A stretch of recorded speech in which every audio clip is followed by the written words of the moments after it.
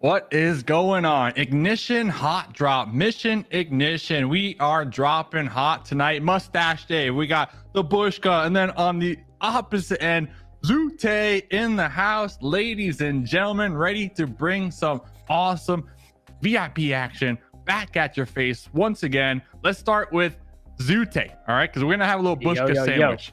Zute, how you doing here tonight? I'm feeling great. I'm excited to watch these games. I've been watching so much PUBG Mobile because I've been casting some tournaments here and there. And let me say, it's nothing like Ignition mode, though. Ignition mode, it is something else. It's way more fun. I wish we could see like competitive games on Ignition. I mean, but what we're about to watch today, it's the closest we're gonna get. So I'm quite excited. It's gonna get spicy. And then finally we got the Bushka right in the middle. How's it going? It's going great, mate. All the better to see you two wonderful human beings either side of me. The rose between the thorns. I'm very happy to be here. And Ignition, is there a more exciting mode? Has there ever been a more exciting mode? So many twists, so many turns. We're going to see a lot of crazy stuff today, boys. And talking about twists and turns, it is in the name, Hot Drop Ignition. So all these teams, there's only 3 locations that they're allowed to drop in. That's going to be Tech Center, that's going to be Transit Center, and then Logistics Agency. Where would we be dropping if you were in the game, Zute? Like, where's the hot spot that you think is going to have the most action?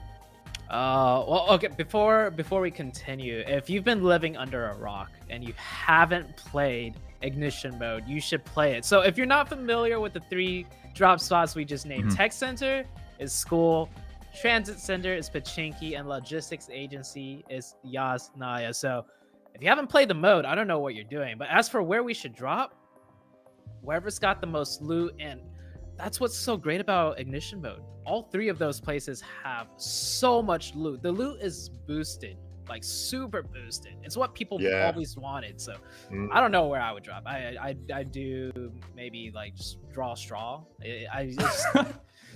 All 3 places are great. Same question, Bushka. The 3 of us are on a team. All right, tonight we're going into the game. You're the IGL, Bushka. Where are you making us go? You know, we're looking for that chicken dinner. There's 2 things here. One is, if you have to hot drop, I'm probably not going to go Tech Center because it is tight. It's small, lots of loot, but it's where I normally drop because it's fun, but it's going to be hectic. You're going to come out of there and you're going to have to fight. If you go Yasna or whoa, hit the microphone, uppercut. If you go Yasna or Pachinki, then at least you've got a chance to loot a bit, but not get too heavily involved. It's like going to the dance, but just watching from the other side of the room, marking your time, seeing what's going to happen. It's no fun. It's no fun. I'm not saying that's how I'd go to the dance, but I'm saying I think a lot of these guys, they can't drop Zaki. They can't bugger off to Primorsk or Ferry Pier. They're going to drop the edges of whatever that place is called in Yasna and have a good time. That's where I think we're going to see a lot of people going.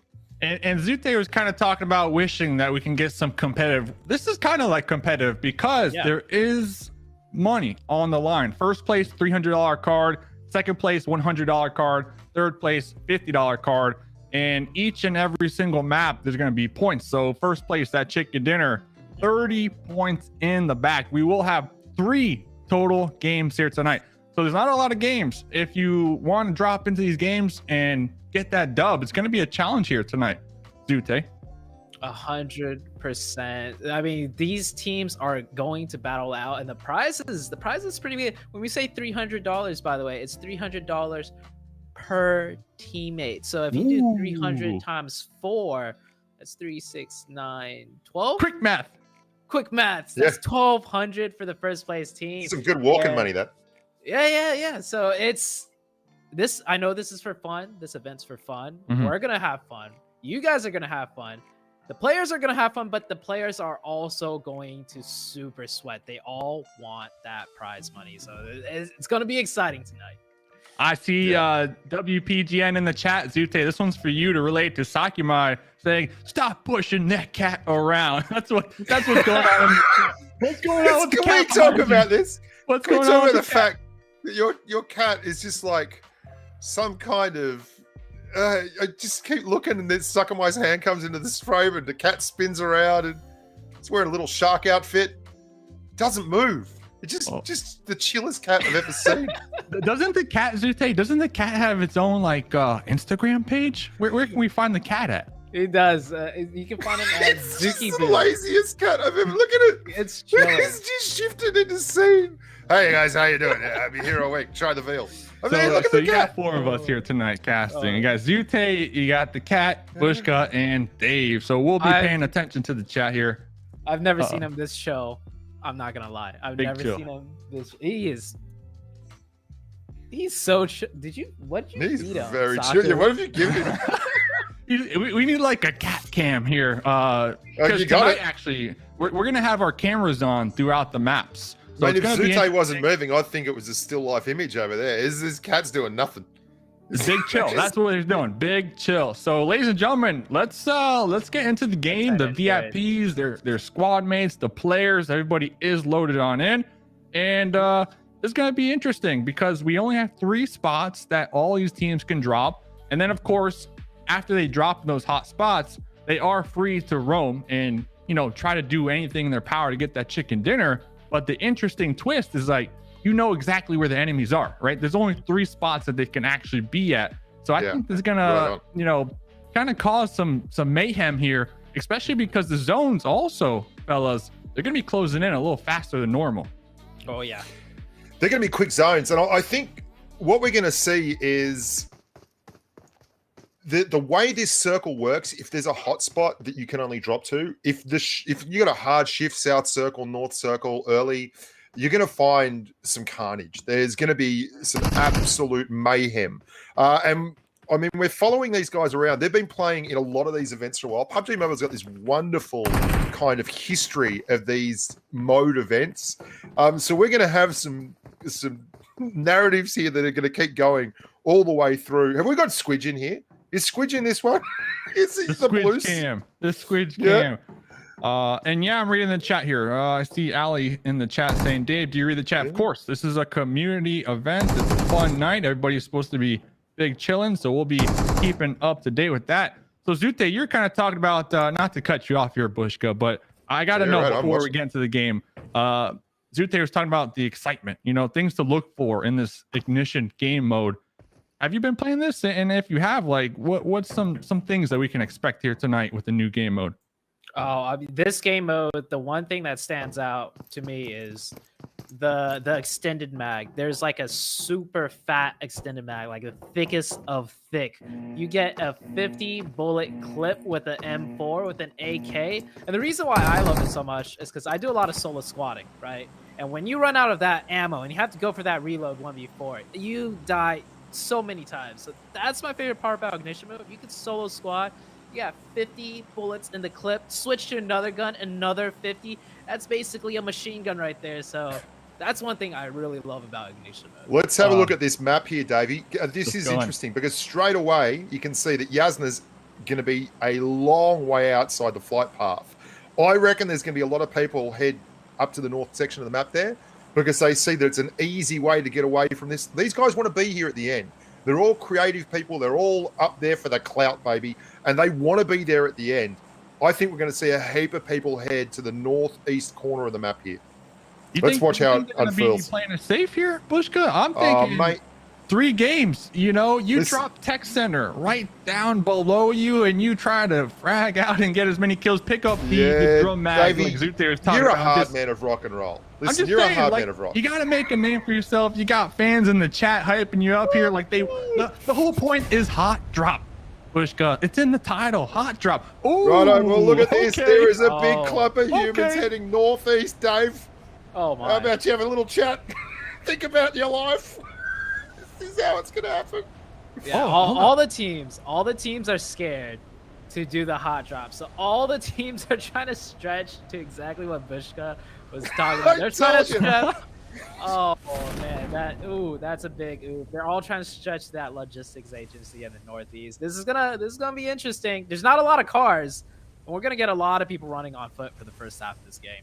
You've got to understand humanity, mate. You've got to understand the way people think. There is a risk factor involved with dropping back there in the middle of the map. Look at Tech Center. There's like one squad. There's one squad got all this loot. Who else is there? Oh, Knights is there as well. Now how do we feel about the brief where they've gone to the apartment section of the map? It counts. It's good. Hopefully they can get some loot real quick and then, you know, run across that street right there and fight it out in the tech center. So like you guys mentioned, like surprisingly, there's only 2 teams at tech center. It looks like a lot of people, they want to go to logistics agency. Little do they know, like everybody had the same game plan to kind of play it out safe and sound this map. And yeah, we're going to start to see a bunch of kills. Look at this. Oh, that's like where the majority of the hot dropping is right here in the logistics agency. Oh, that is rough. We still got people flying in on your screen right now. They are doing the long drop. It's working out. Hopefully no one looks up because those are, oh wait, there's more than 4. There's squads everywhere. They're still they're dropping right into a team that's already landed over there and looting. This is the chaos, man. This is going to get wild. This is sweaty. This is what people are in their very heart of hearts. They are sweaty, sweaty, sweaty. There's no way around it. This is what they do. They like to be involved. They want to be there at the end. And the only way that's going to happen is if they sweat hard at the start and then just come nasty at the end. Let's see how it goes. They said in the chat, Bushka called it getting sweaty for Minetti and logistics agency here. And I'm actually surprised. Like we only saw about 3 kills so far. 4, yeah, because we started with 64. So I guess everybody's trying to do their best, get that loot, and then quickly get into the engagements here. There's just a ton of people in logistics. It's gonna pop off, and we're gonna lose at least. How many teams do you think, Zute? Well, Bushka? It's a grind fest here. We're gonna eventually, by the time the blue closes in, we're still gonna have teams stuck in here. I've seen this happen before. This area of the map so hard to fight in with all these buildings. Meanwhile, you know, the other teams that, you know, went for it, that dropped hot, they're kind of chilling. They only had like 1 or 2 teams next to them. So look at Nova. Nova's buggered off. Nova's just buggered off. They've done their own thing. You can see Cfan, Rin. They've just left. They're doing their own thing around school logistics. They're out looting. Oh, hello, back here. That is the full lineup of a competitive Nova team, by the way. We have like 2 to 3 big teams in here. We got the Nova squad. Then we got a mix of Ghost Gaming with HH, Passion Fruit player Juancho. We saw Knights Coops on that team. So we do have some PMPL level players competing in this too. There we go. Knights Coops right there. And they're playing with good old Ponte. Oh, shout outs to her. She's been grinding this game for like such a long time. Really great person too. Yeah, they came second in that Karakan event that we ran. I'm sure she was there at the end. Just it was her versus Fates right in the last parts of that. And this is exactly as we expected here, but only 2 squads. Unlike the northeast corner of the map, where this is just silly. You can't push this, can you, Dave? I mean, you can't push. The person that gets brave here is going to be the person that gets wrecked.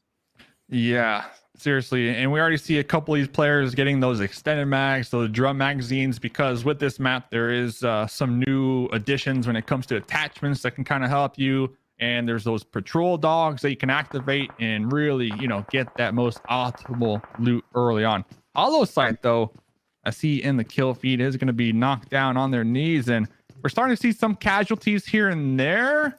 But even if you get a knock, it seems like everybody's in their own respected apartment building compound. Like a knock just might be a knock and not necessarily a flush right here.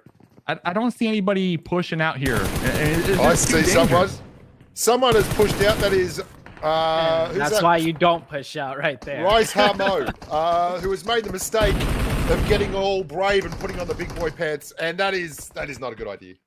Yeah, I just realized there's one safe way for a team to make it out of here alive. So on the ignition map, there's the railway system. So there's a train that comes down through the Yasnaya Road, and once you get inside, it is bulletproof. You could jump in and then ride your way out of Yasnaya. So, or not Yasnaya, I'm sorry. I'm seeing it on the map. It's throwing me off. But you can ride your way out safe and sound if you can't find the vehicle. However, if you're the first team in there, you can lay low and quiet.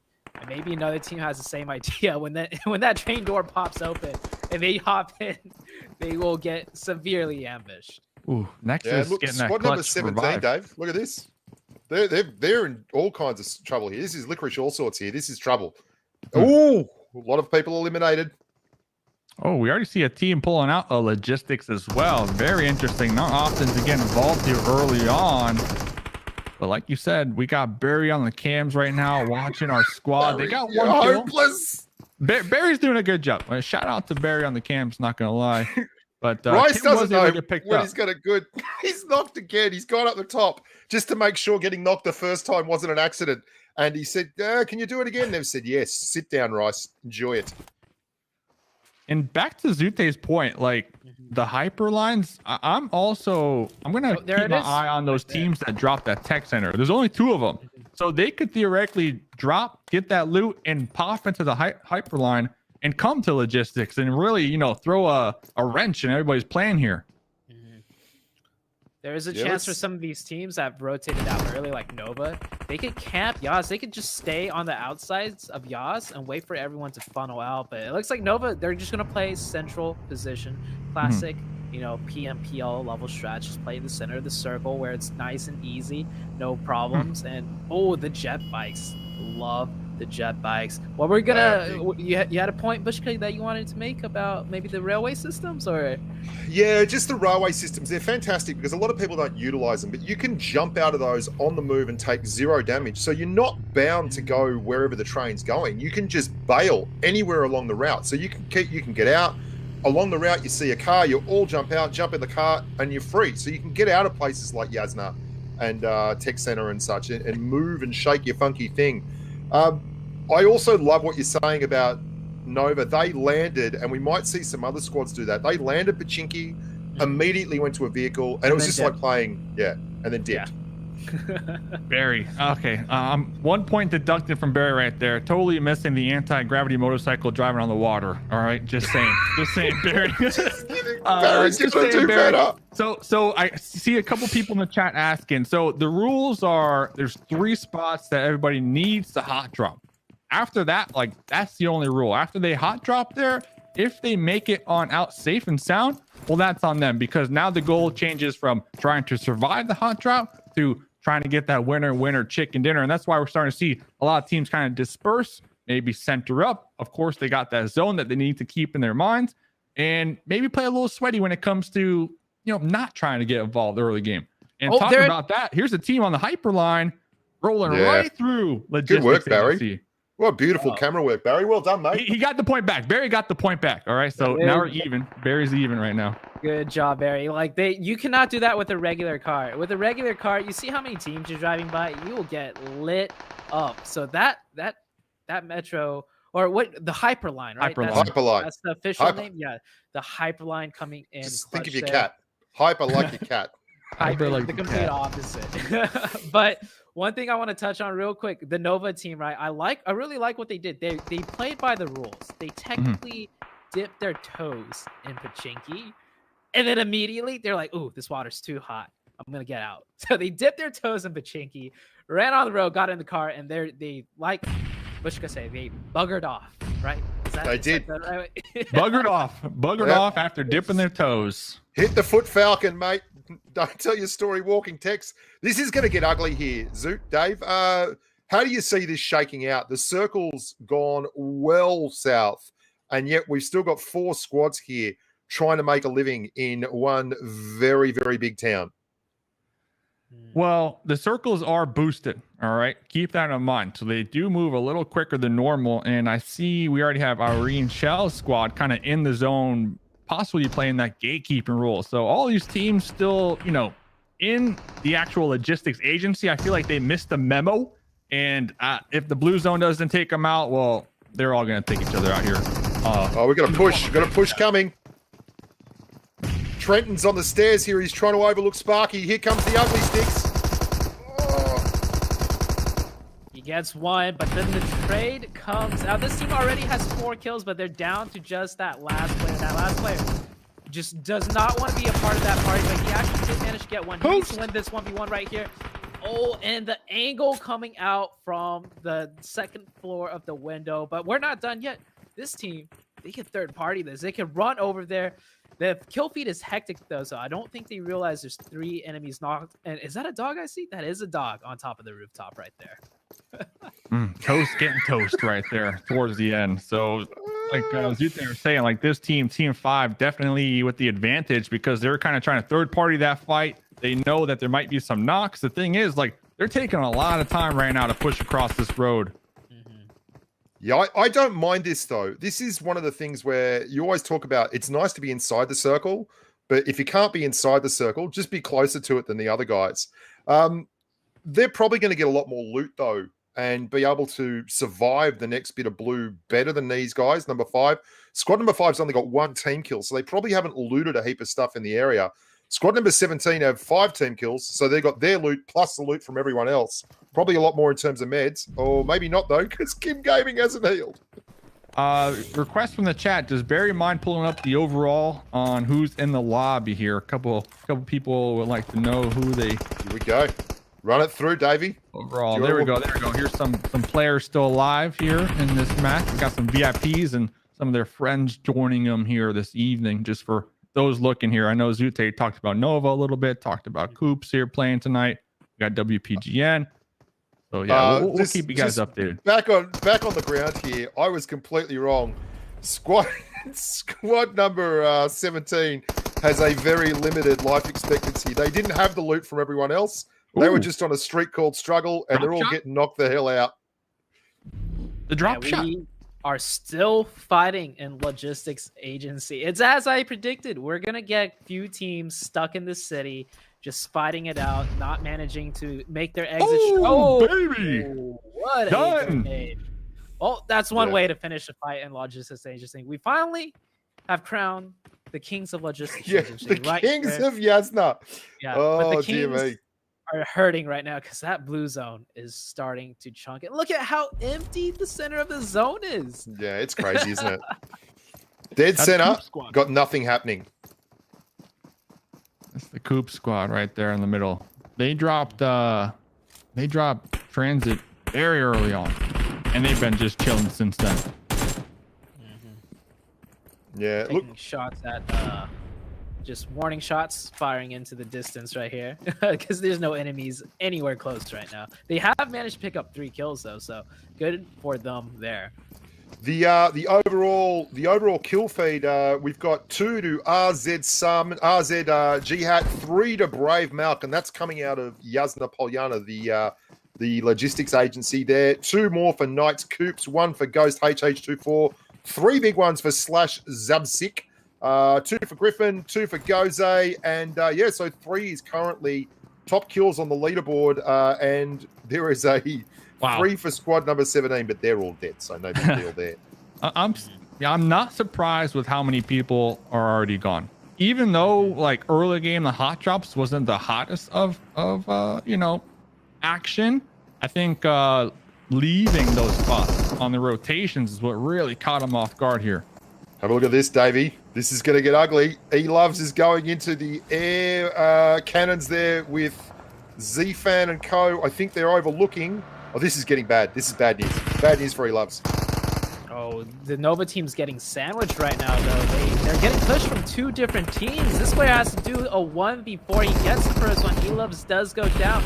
Camera work going up into the sky. We're going to take a look at the action elsewhere with the Nova team. And yes, they did lose Shifan, trying to hold that building down by himself. And not looking good for the Nova squad. We thought they were safe looting out here by themselves, but 2 teams show up out of nowhere. Those riot shields, though, clutch. I mean, we see right there, they use one of them to get into the building, the Hyperline station. You can carry a multiple. Like, I was playing earlier, I had like 2 of those bad boys in my inventory, the riot shields. And you can just place them everywhere. Talk about building your own cover. We're used to saying that when it's with vehicles, but this one takes it a step further, and it's a literal shield. The beautiful thing about it, too, is it's a real choice. I love where you have to make choices in the game, where you can carry more riot shields, and they're going to be awesome if it's an open field, but you're going to have to give something else up to get there.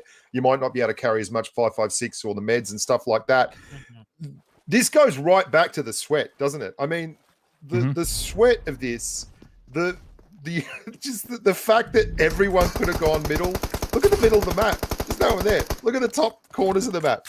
Everyone's just dying. Everyone's stuck in the blue behind riot shields, trying to get the hyperline, getting camped out.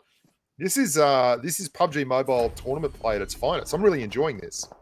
Yeah, keep in mind the winner, meaning the team that gets the chicken dinner, gets 30 points. And Nova, the train is here. They're trying to make it in. One of them gets knocked, but they're safe. The door's closed. They're 100% safe. That is one way This is beautiful. to get yourself out of a tough spot. And now it makes sense why they were just camping there, like trying to stay alive. They were waiting for that train to come in to keep them out. Yeah, the stations have a timer on them, so like they knew exactly what they had to do, how long they needed to wait, and that's just part of the game mode that I love, and we're seeing it right in front of us be utilized here, this map. So let's see if they will be able to survive a little longer, because they got a couple teams, you know, trying to take them out, trying to gatekeep them here. Yeah, this section of the map here, just between G-Pole and Ruins, has become a bit of a graveyard. I did not expect. Also, Nova are very lucky that the squad who'd taken the two stack outside of G-Pole didn't stick there. They left after getting that crate drop. They could have absolutely overlooked Nova and smacked them as they were trying to get on that train. But I think that was this squad number 9. After Elub's squad. Yeah, they bailed. They've actually lost a bunch of people too. They're in trouble. We saw right here Fate on the screen. He's using one of the new weapons introduced into the mode too.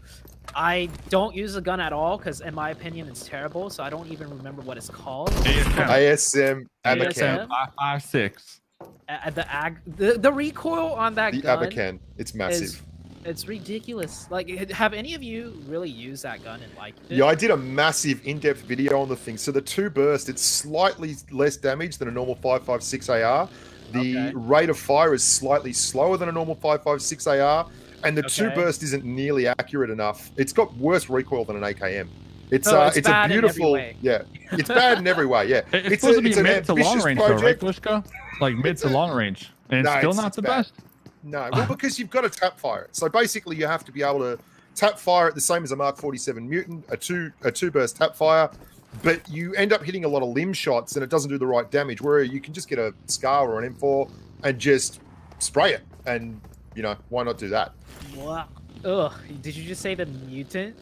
Yeah, it's a lot like the Mark 47 Mutant. Yeah, no, you're loving it. An even worse gun, in my opinion. But it's the best sounding gun, though, Zute. I'm telling you. It's the best sounding gun. I have picked it. That's actually why I tried it, right? The first time I saw someone else use it, the gun sounded so nice. I was like, oh, that gun is dope. I picked it up, and my bullets went straight to the sky, and I died, and I never touched it again. You went out with style, man. You went out with style, right? It's going to get a bit ugly here, boys. Quan Deadshot squad is rotating in hard from the southwest corner, and they are hot on the heels of squad number 9. Oh, this is unfortunate. Midnight's gone. Sub-Zero popping out, trying to see what's happening over here. Pop Fates is using the raw fear. The Pop raw Fate. fear is petrol.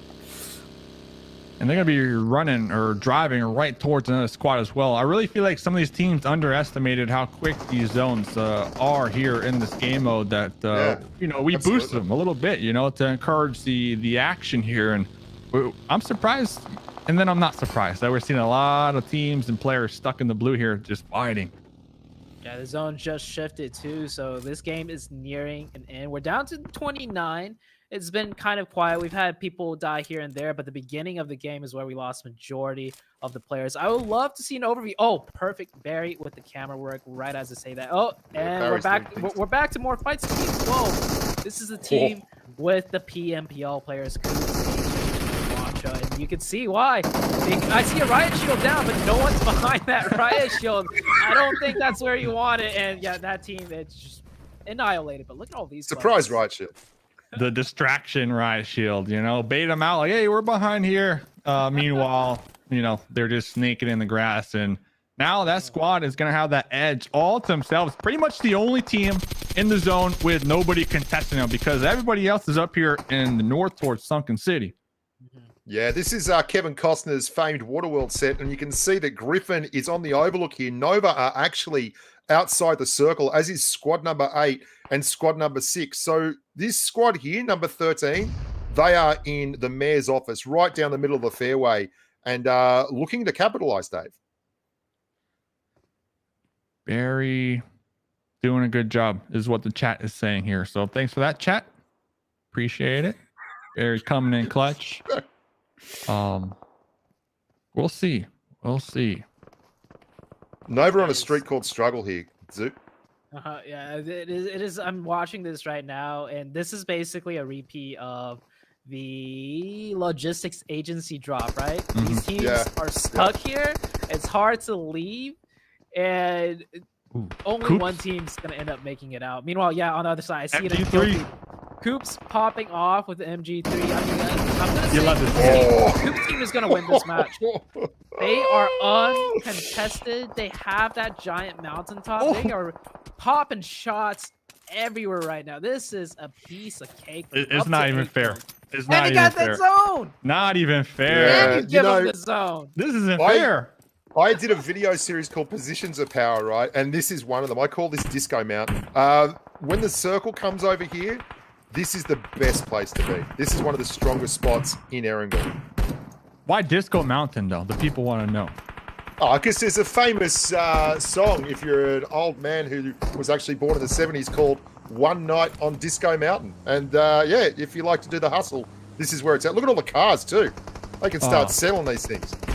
They got the zone. They got 9 kills. Each kill is 1 point as well. And if they can get the chicken dinner, well, that's 30 points. So they're looking to get a huge lead here. And just a reminder, if you are just tuning on in, there's only 3 games tonight. So if they get a huge lead in game number 1, everybody else is going to be playing catch up in the last 2. Talk me through this, Zoot. What's going on here? Why are they doing this? It's a split. Like, when you get at a high skill level, you do not need to be grouped up with your teammates. You can trust your teammates to each play their individual different positions, and ultimately, you get all these lines of sight, all these angles. Like, look at this car trying to drive their way in. They got a little dip right there, but Coops, he's got an angle here. His teammates on top of the mountains got another one, and you have the grenades coming in. This is a great spread by team number 12. That is a good grenade right there. Oh my goodness! Here's the follow-up to get the. There's another one coming. Another knock. Is it good? Is it good? Oh, Coops is gonna be spotting out that player cresting over the hill ledge as well. Is Coops gonna get a 1v3 right here and take out the whole squad? 1v4, isn't it? Like do the 1v4? Dude, spraying through the smokes, trying to go for that drop shot, receiving some shots in return, and now here comes the support from their squad mates to finish and seal the deal. The other team that Coops is shooting at literally can't do a thing. They've been grenaded. They've been shot at. They've been grenaded once again. They've been shot at as... I don't even think they managed to shoot 1 bullet back at Coops. That is how much pressure they had the shield down. They had the shield down. So much pressure. Yeah. That was pretty cool. Look at this grind fest of an angle setup. Coops team with a 2, or Punte's team with the 2-2s. Actually, I don't know whose team this is. All 4 though, just absolutely killing it. We'll just call them Team 12, the Terminator team. They have the Terminators, and they just have all the angles they need. It's a crazy surprise to me.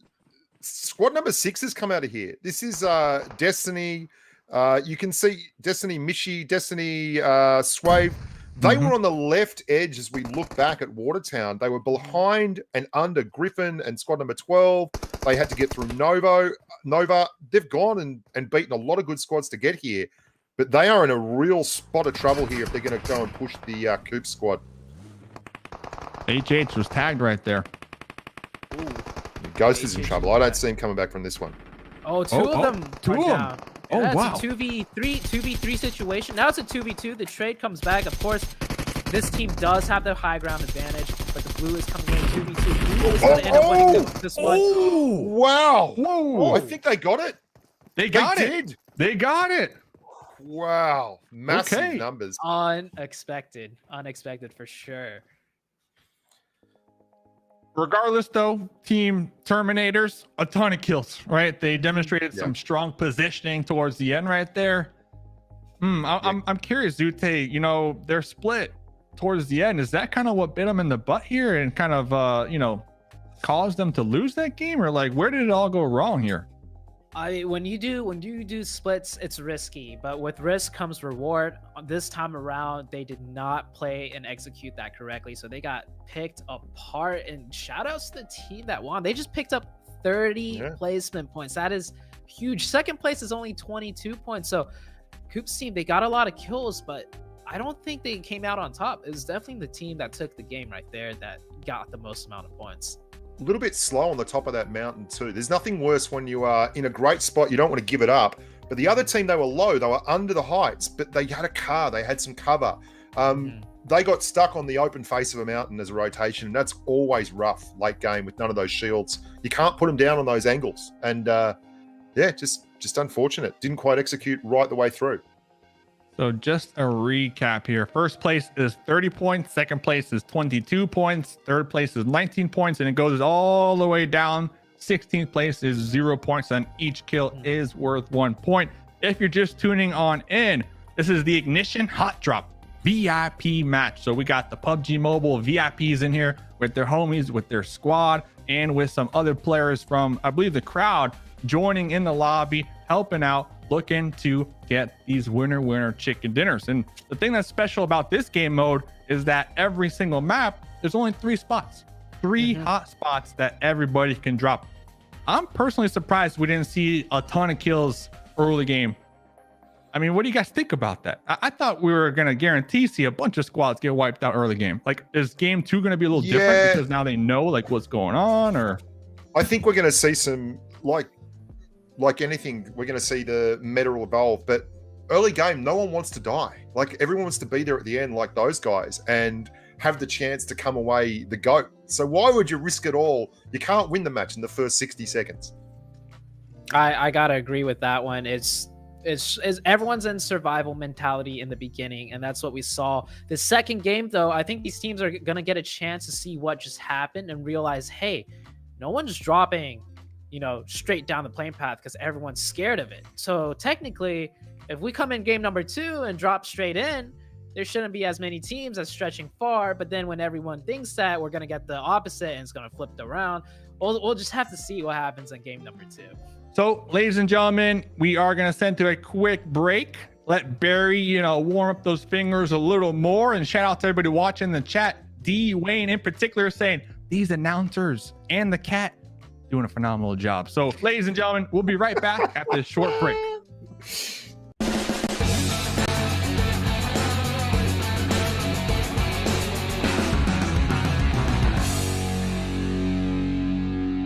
What's up, everybody? My name is NoScope, and I'm this month's VIP. I've got 8 bullets, dude. Marked a location.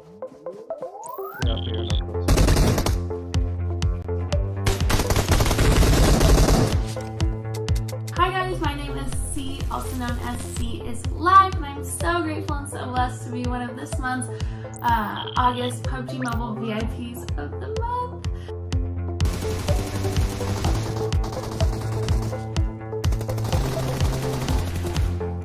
What was that? What was that?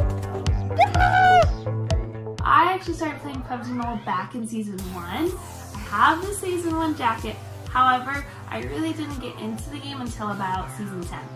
So the first 10 seasons, I played with like randoms every single game. I don't think I had friends on my friends list. I didn't know what KD was, I didn't know what ranking was, or like the different tiers. But when I joined a clan in Season 10, that's when I really started to get into it. Here comes the remainder of the team from before. Dragonauta right on top of the buggy, trying to get the run over. There goes another one, Maxon, and jump the Pedro. I remember downloading it. I think it was 2018. I got asked to be part of a show, PUBG Mobile Star Challenge. Finally, we found out phase 5, it was going north, and then it didn't stop there. It kept going more and more north every single time. So interesting circles.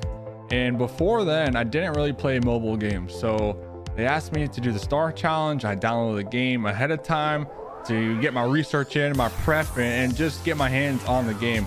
And like I mentioned, I didn't really play mobile games before that, but I do remember like downloading it, my first game ever.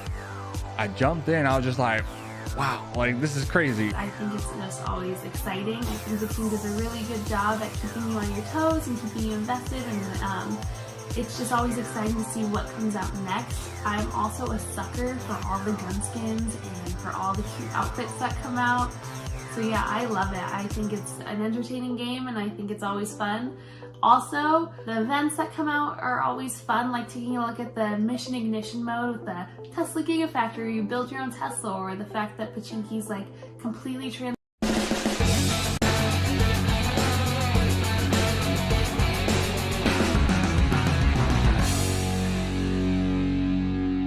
What's up everybody, my name is NoScope and I'm this month's VIP. I've got 8 bullets, dude. Marked a location.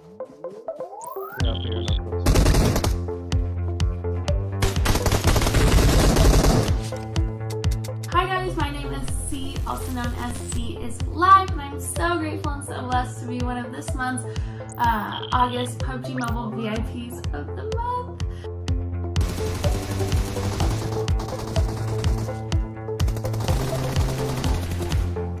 What was that? What was that? I actually started playing PUBG Mobile back in Season 1. I have the Season 1 jacket, however, I really didn't get into the game until about Season 10. So the first 10 seasons, I played with like randoms every single game. I don't think I had friends on my friends list. I didn't know what KD was, I didn't know what ranking was, or like the different tiers. But when I joined a clan in Season 10, that's when I really started to get into it. Here comes the remainder of the team from before. Driving on him, right on top of the buggy, trying to get the run over. There goes another one, Max, and it's up to Pedro. I remember downloading it. I think it was 2018. I got asked to be part of a show, PUBG Mobile Star Challenge. Finally, we found out phase 5, it was going north, and then it didn't stop there. It kept going more and more north every single time. So interesting circles. And before then, I didn't really play mobile games. So they asked me to do the Star Challenge. I downloaded the game ahead of time to get my research in, my prep, and just get my hands on the game. And like I mentioned, I didn't really play mobile games before that, but I do remember like downloading it, my first game ever. I jumped in, I was just like, wow, like this is crazy. I think it's just always exciting. I think the team does a really good job at keeping you on your toes and keeping you invested, and it's just always exciting to see what comes out next. I'm also a sucker for all the gun skins and for all the cute outfits that come out. So yeah, I love it. I think it's an entertaining game and I think it's always fun. Also, the events that come out are always fun, like taking a look at the mission ignition mode with the Tesla Gigafactory, you build your own Tesla, or the fact that Pachinki's like completely transformed. I think the team does an amazing job at, you know, giving us something fun and exciting. Why PUBG? Well, I used to watch PC PUBG on Twitch, and I didn't have a PC at the time, and then my brother told me that it had come out on the mobile, and never looked back since. I thought you had to get the keyboard, you had to get the controller, the mouse, the headphones, the mic, you had to get the gaming chair, everything. But then once I started playing mobile games, it's like, dude, I could play anywhere. I'm going in hot. I'm going here. Jetpack Dave. Hold the line. Oh! And I think that once when that clicked in my head, it was non-stop from there. I wanted to be part of this community. I think the PUBG community is filled with like some of the best people, especially when you're spending so much time with them. You really get to know them, and I think the cool thing is that you're meeting people not only from like all over your country, but like all over the world.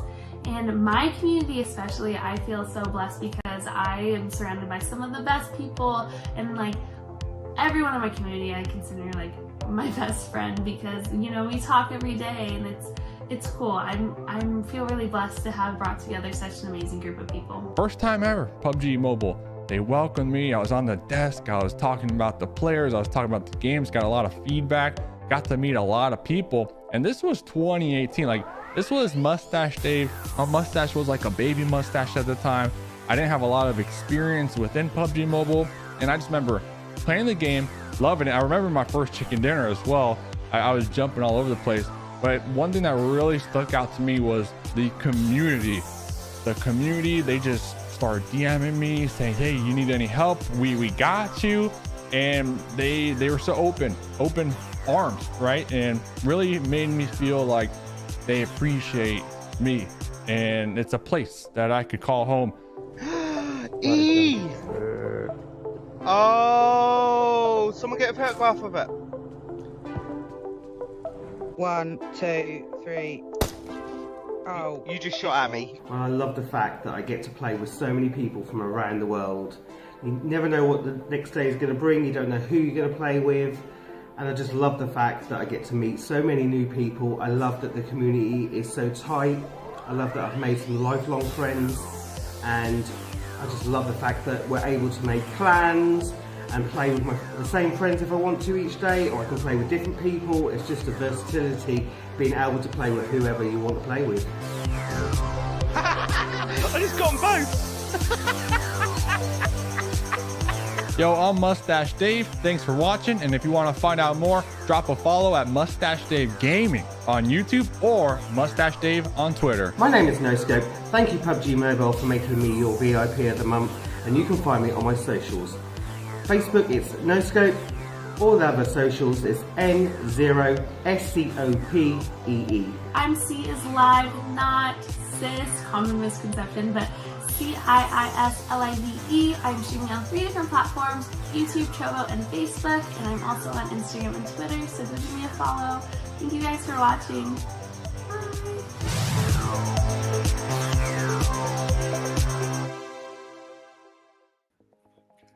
What is going on, everybody? Ignition, Hot Drop, VIP, Show Match.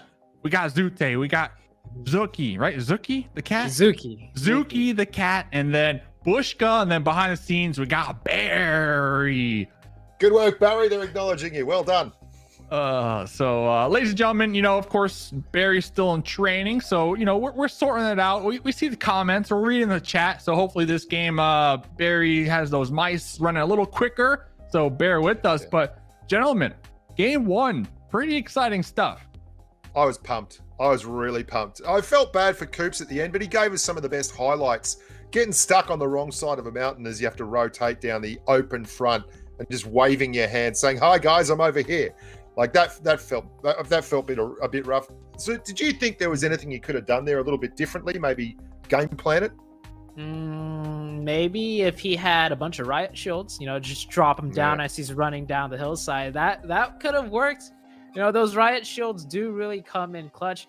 I will say that one thing I've noticed, at least as far as I go, right? I play a lot of competitive. When I play Ignition mode, I actually don't use the riot shields because I'm like, this doesn't exist in real competitive. I'm not going to pick it up. I don't need this. And Coops, also being a competitive player, maybe they are those competitive purists, right? They don't pick up the riot shields because they feel like it's cheating. But I bet you he wish he had the riot shield. I'm sorry. Shot in the face. It's the game mode. Mission Ignition. All right. You got the hyperlines. You got the anti-gravity motorcycles. You got the riot shields, the ASMs. You got it all. If you're not using it in this game mode, my mic's falling. You're throwing. All right. My mic is like slipping out of my hands. You're throwing. All right. You're throwing. Mic, Dave. You can see a doctor about that. You talked about the riot shields too, Davey. You smacked them up. So hopefully all this smacking, we'll see them pick it up this next game mode because they had a chicken dinner in their grasp. I mean, you had Coops with the MG3 just spraying down people.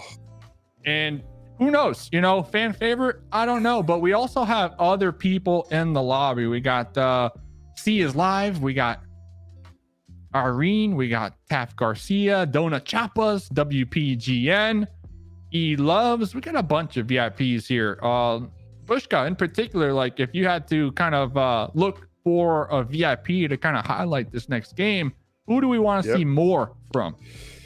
Look, I got to be honest here, mate. There's a lot of these guys I've played with and against in these kind of events.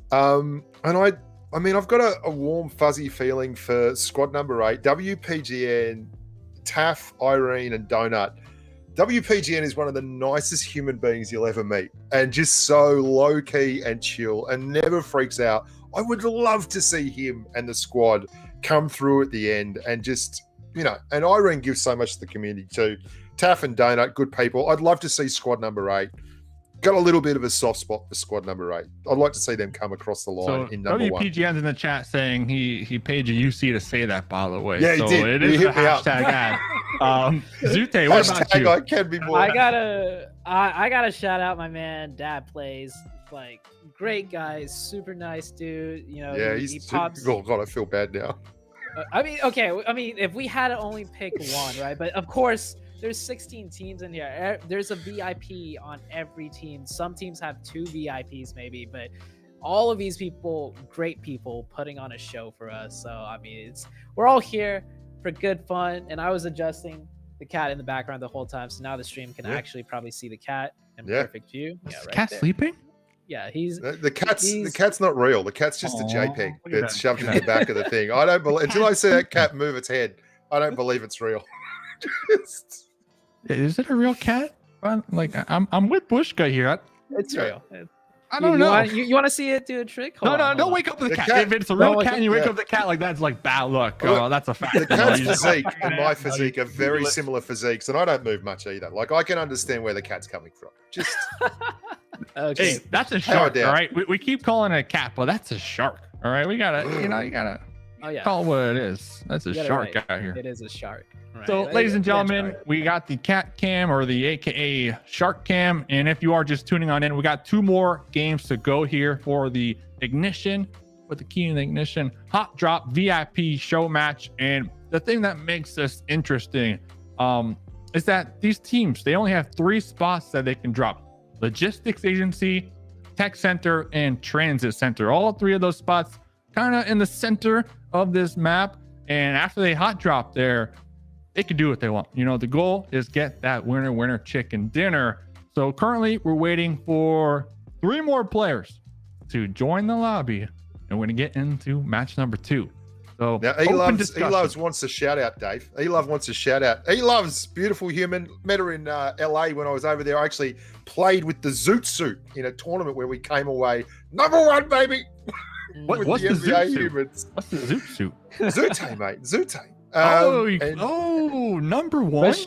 Bushka's just got a lot of different names for a lot of different things. Yeah, I do. How come I never get a name though? How come I? That's the thing. What's Dave's Dave, name? the face so beautiful they had to underline it, mate. Have a look at it. You are one hell of a human being. That's you know, I'm very jealous of your haircut too. Your undercut, Zute's Gilligan hat, the cat's got a shark suit on, everything's happening. Honestly, you know, the lady was on the phone the whole time cutting my hair, and I was getting awfully worried that she was going to cut my ear, but it turned out okay. She's probably telling her friends, you should see how good looking this bloke is. That's unbelievable. Cutting the hair of a champion. The thing is, though, without my mustache, who am I? You know what I'm saying? Like, that's my whole identity. So it's like, not. You're more than the mustache. Zute's got the hat, but like without the hat, he's still Zute, right? Like, yeah, without my mustache, who am I? You should change your name to Just Dave. If you ever Just Dave, yeah. Like your Twitter handle, everything, just Dave. I literally can't shave it. Like it's like I can't. Yeah, now you're stuck. It's like a fragrance. Simply Dave. Have you ever thought about shaving it? Like every day. Sometimes all the time. Like, all the time. You know, really? My wife's always saying shave it, shave it, shave it. I'm like, okay, yeah. If I shave it, then what? You know, what am I gonna do with myself? You know, like just be a guy. You're cursed. You're cursed to hold the stash around for the rest of your life. Did you have the stash when you met your wife? Listen, I've had this stash since I was born, since I came out and said hi to my mom. Came out and said, hey, what's going on? Pasta bonjour, you know? So we're waiting for the next game mode. I think 2 more players here. We're getting the backstory, the lore of the Dave. And talking about lore here, gentlemen, let me lay this on you. Talk about lore. I got some lore for Mission Ignition, the map. Yeah. You know, I was watching the videos here. So they discovered a new energy source deep beneath Erangel, a new energy source within the rocks. And that energy source allowed for the buildup of the logistics center, the tech center, the transit center, this new technology. Origin story. Without the, this is the origin story for this map. I'm not lying. This is on the website. So this new energy source. You guys believe me? I do. Okay, I believe you. Okay. All right. You guys believe me? Sure. I just play the game and shoot people. So like I read the books. Yeah, I read the books. There's a romance you know, I gotta get into it. There's a romance to it, Zoot. Come on, it's like Twilight. This is bring it in, wrap it up, put a narrative on it, and send it out to the universe. So the company that found it was Hex. They overhauled the whole map. The thing is, like, will we get apart too. Like, does Dynahex, do they got the people's, interest in mind, or what are they gonna do? To say. What are they gonna do with this energy source? I got a question. So we've seen what tech can be built from this energy source, right? We have guns that can now have 50 bullets. We got jet bikes. What's the next thing? If you could add in one cool more feature onto the map, what would it be?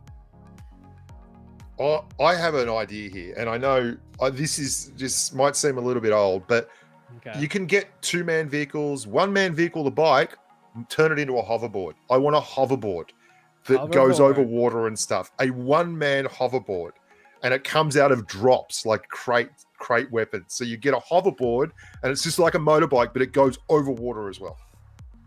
Okay, I'm down. Get it out there, do it, dude. There's someone in the chat that totally. There's always like 1 or 2 people in chat.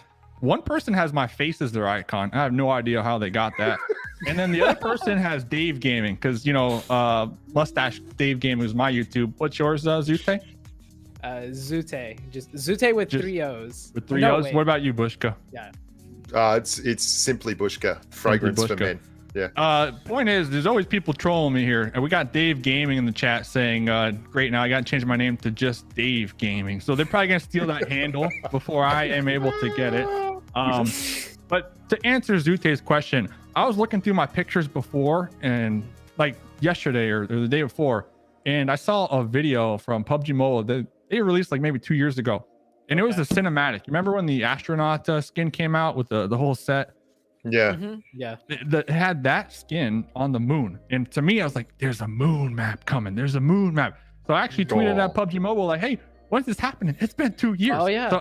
So what if, I'm thinking, like, I'm getting deep here, fellas. What if Dynahex, they use this energy to launch a rocket to the moon, and the next map is a moon? I love a moon map. Mind blown. Mind blown. All right. Yep. I'm just going to lay that there. So the new feature you want is just a completely new or what if we could get 2 maps coinciding at the same time? So you have the ignition mode that you see right now, but there could be a shuttle station, like a rocket station, and you get in the rocket station, it launches you up to like the moon map, the second map, and you can travel back and forth with these maps. What about that? That would be crazy. And if you're a dev, if you're watching PUBG Mobile, obviously you're watching, but if you use this idea, put our names down there somewhere on the title. Send me some YouTube for this, because this is that next level map. This is that next level idea. This is the content that we're not casters, Dave. We're a think tank. We're a think tank here. No, we're a think tank. Hey, we're in game 2 though. By the way, fellas, we're in game 2. I'm built like a think tank. I'm really interested to see where this flight path goes. You're talking about things you'd like to see. I would love to see them keep riot shields and put them into classics. I think they are brilliant for extending gameplay. So there's nothing worse than watching the best players like Zute, Nova, everyone go and play competitive. And then you get to an open field and they've all just got to lie down, because if they don't, then they're going to die, right? There's so many positions where they don't have cover. If you had riot shields, it would give squads the opportunity to just smash it longer and harder and have more gameplay. And I think that would be a lot of fun. And talking about tanks, you sound like you're in a tank right now, Bushka. So I think making fun of my mic was yeah, Bushka, you watch, slap your mic around. I think that there we go, we're back. G'day. Way better. We were doing tech rehearsal, and I remember, I think you said you uppercut your mic. I did. Uppercut. I think Bushka, stop uppercutting your mic. It is not built to do that. I'll be better, baby. It is not. But all right, let's hop into the plane path. You see it on your screen right now. So the plane path, we can only drop in 3 different places. On the screen, on the map, it says Pachinki, Skull, and Yas. But of course, this is not Pachinki, Skull, and Yas. These are upgraded cities now. They've got more enhanced loot. So these are the 3 places that teams can drop. First time around, no one dropped Pachinki because the plane flew right over it. But this time, the plane's a little bit away, so we might see some teams stretch over. But this is a good plane path for both of those 3 spots. Let's see. They're all going to drop right to now. You look at them all. Time to go to Pachinki. It's the furthest away from the flight path. What do you reckon, Zoot? I think the opposite is happening. Teams just don't want to drop on the plane path because they think there's going to be too many people going there. So they always try and drop farther away, and then there's more teams dropping farther away. Yeah, I think they're going farther away, mate. No one's going real far. No one's going to school. Wow, Yeah, no one went to the school tech slash center. Tech center. Yeah, that would be tech center. Nobody. 0 teams. Where do you want Barry to go, Dave? Barry can go where he wants to go because I'm looking at the stream and I think Barry actually did fix it as of right now. So shout out to everybody in the chat watching. Shout out to Barry. And we got one shot. Ooh, I like this. The banana split. I've never seen this. Is this? Can we do the theme song? The skin. The banana. I've never seen this banana split skin. Like where is that from? I want that skin. Right? Where is that from? I've never seen. Have you guys seen that before? No, I have never. not. Never laid eyes on it. How do you get Fresh that? as a daisy for me. How do you get that? I want that skin too.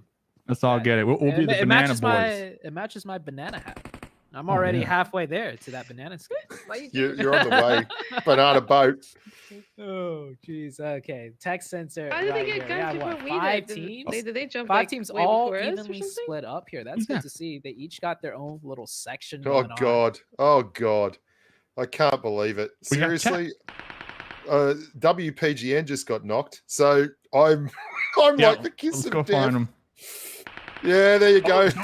The last one alive right here. What is this? Is the squad that Bushka was rooting for? Am I right here? What happened?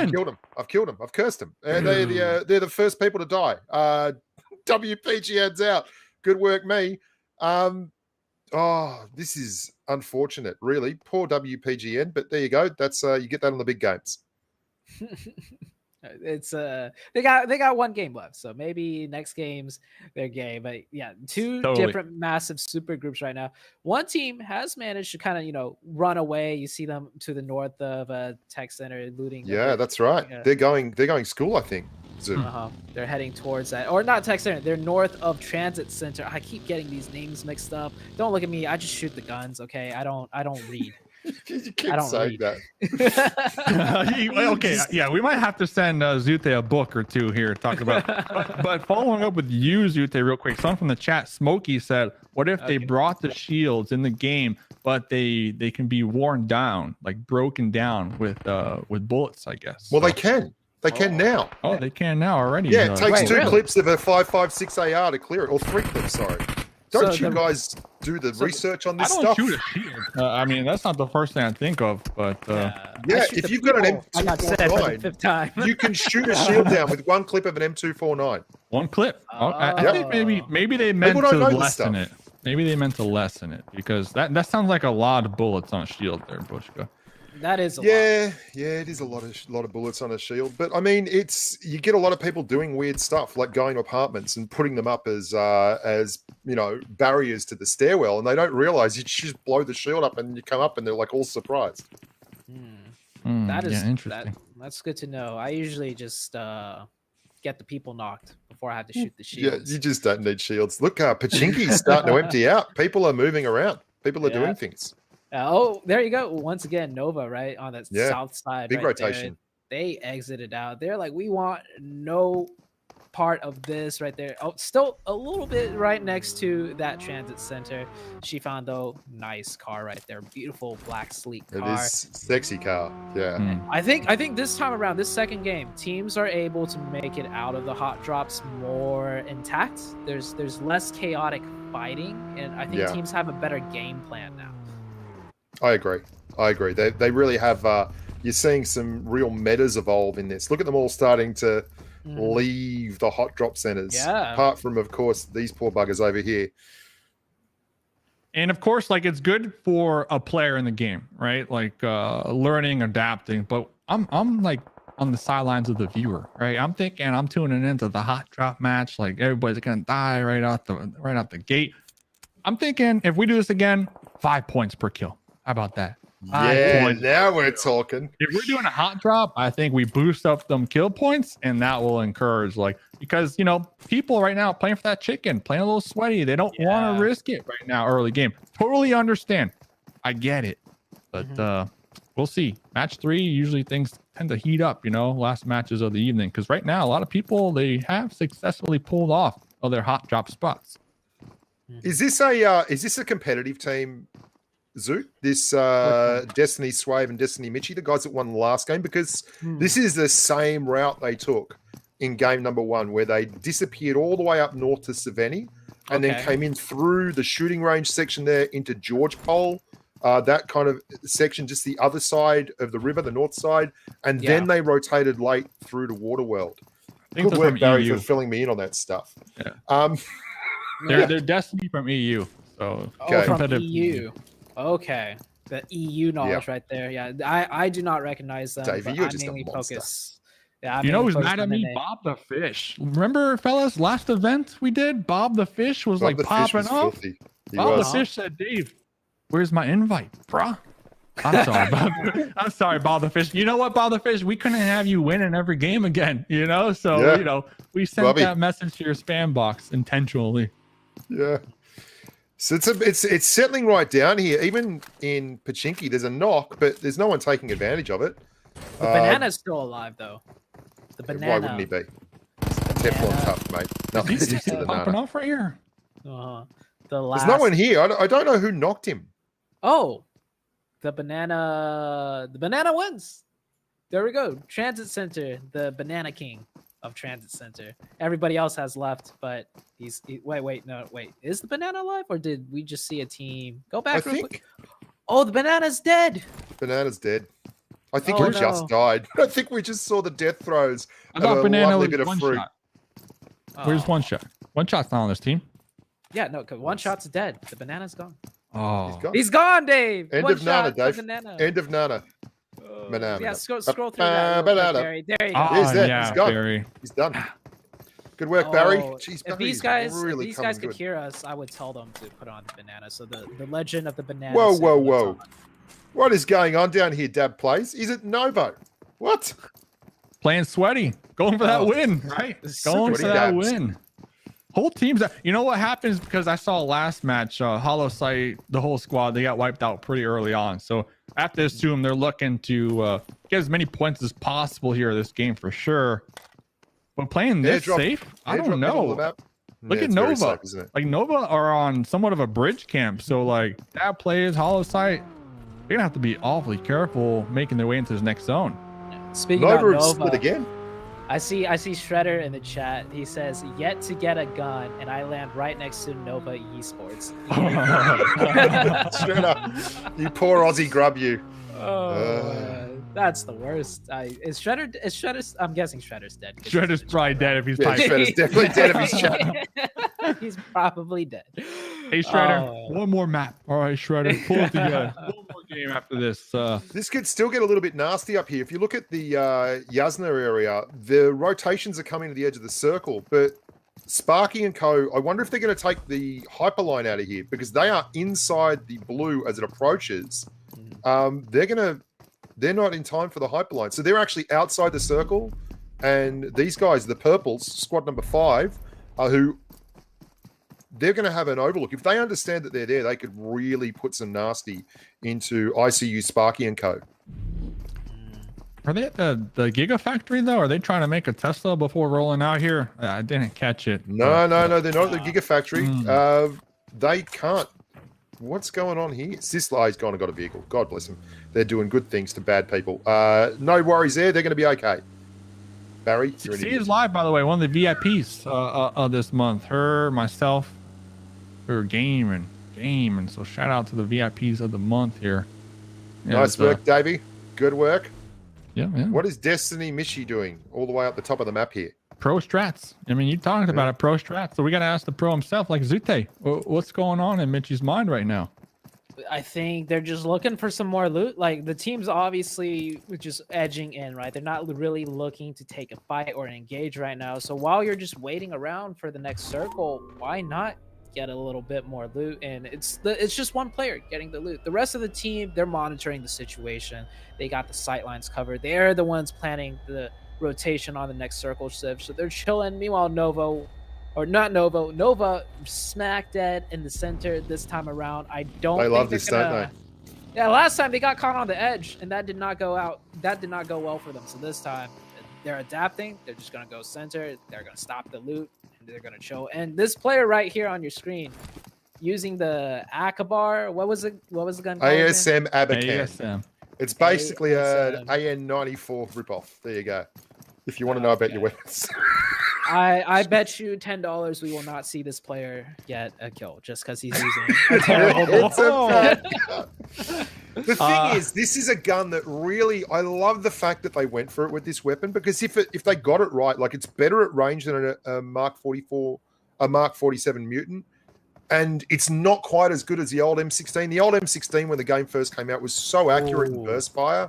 I remember those days. Yeah, it was amazing. So I like the fact that they went for it with this gun, but it's just they gave it too many negatives to balance it, and it's not quite there.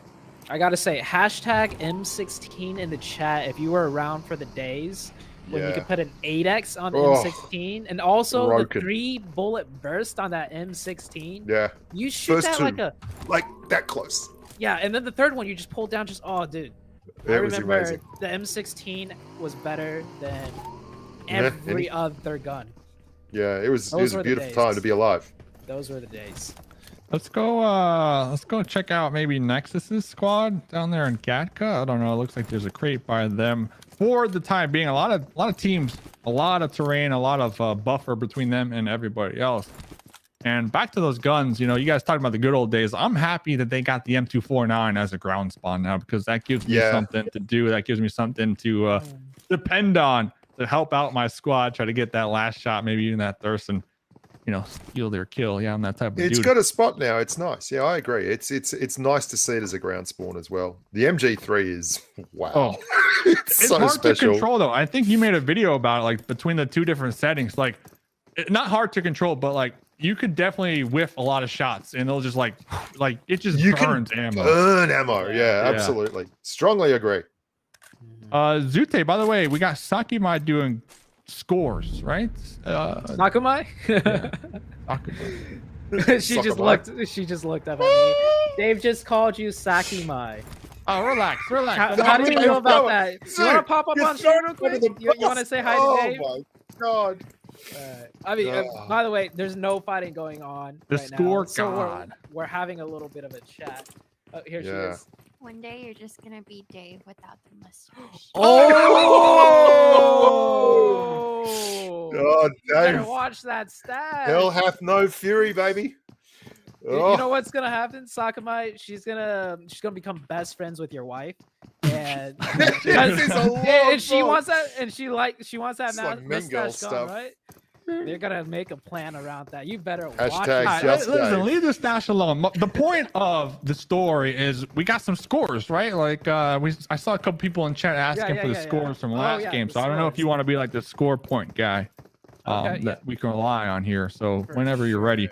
We do see a BRDM on the field, though, right here. We're looking with our squad that you're going to be right here in the center. But, yeah, the scores, man. Okay, so right now, not counting anything that's happened in this match, Jip's team is in first place with 36 points. That's the team way up in the north right there. You asked me if they're a competitive team. We got our answer from Dave. That is JIP squad. She's the VIP right there. 36 points. How do we suck my Ponty? Yeah, she corrected. We all mess up. Ponty scheme.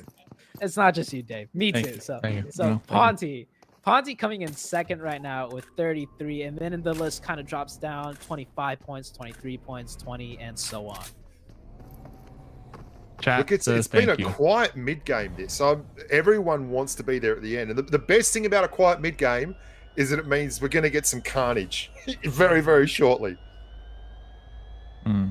Yeah, we have a request to look at Hollow Sight squad. I just did. Hollow Sight squad is just very pure, electric and dynamic, and there is a lot of engaging gameplay. But to be honest, they're looting Ferry Pier unopposed and swapping 8Xs out. So as much as I love him, ain't much happening down there with Dab and Hollow. They're alive. Hoop squad, Ponte's squad, they are looking to reposition. Have a look. Have a look. There could be something happening with Dab and Hollow. Have a look at this. Even Nova too. Nova. Squad number 13 on the in-house drive-by. They're looking to change cars, and a Hollow Sight and Co can get involved here. Do they go see quick. him? Do they see him? Do they see him? Do they see him? No, They I'm do on see them. Joel. They're not firing. They are Oh, here we firing. go. Oh, they had a crack, but they missed it. It's okay. They'll find them eventually. I mean, the circle's closing. Both of these teams are coming from the same direction, so chances are they're going to run into each other again. We'll see that fight break out. Team Nova Esports here, just playing a compound. Notice how they're really stacked together this time around. They do not want to play split up. Yeah. It's too risky at this point in the game. This is one of the best compounds in this section of the map because where Zifan is there, you can get on that table and then on the top of that little ridge, that little shed, and suddenly you're on top of the barn where he is there, and you get, if the circle comes up behind you and you can ignore that hill, you get this wonderful elevated sight line that you can snipe from. But they're actually in a bit of trouble here if they try and do that now because squad number 17 have got the overlook. Chat's going crazy saying I'm gonna be stashless Dave soon. So yeah, I totally messed up for sure. Maybe I should grow a stash, Dave. Maybe I should come with you and be at Mustache Bushka. Mustache. Oh man. Problem is, I'm red. I've got red ginger eyebrows, so just get a ginger mustache, and no one wants to see that. That's not good. I'm gonna go buy. I'm gonna go buy a fake mustache, and next time we're together, I'm gonna just be Stash Tay. Sute is actually 48. You can't tell because he just looks incredibly young, but he can't grow a mustache. Go check out Holosight Squad one more time. They're going to be on the edge. I'm talking to Barry here. They're on the edge. It does look like Destiny, Michi. They did recognize it, so they might be avoiding that. I mean, fellas, are you surprised with how calm and how safe everybody's playing this game? Nah, this is human nature, Dave. People don't want to hurt each other. They just want to be friends. I like the spread on the map too. The map is evenly balanced out with everyone's positioning, and with that circle shift, ooh, that's beautiful. We're gonna get a lot of hot action here, but which Destiny is taking shots right there at Team 16. No knocks. Oh, they're getting third party. Welcome to the third party. Yep, from the other side. Look at that beautiful crow set.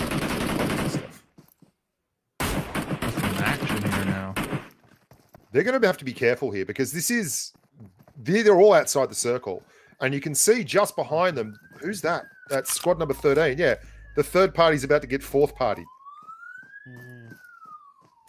Someone's getting in trouble here because all your squads outside of the zone. That's what's happening. That's the sound of the blue zone police. They're giving them a warning right now. You guys better get moving before the blue comes in. You know who's in a great spot?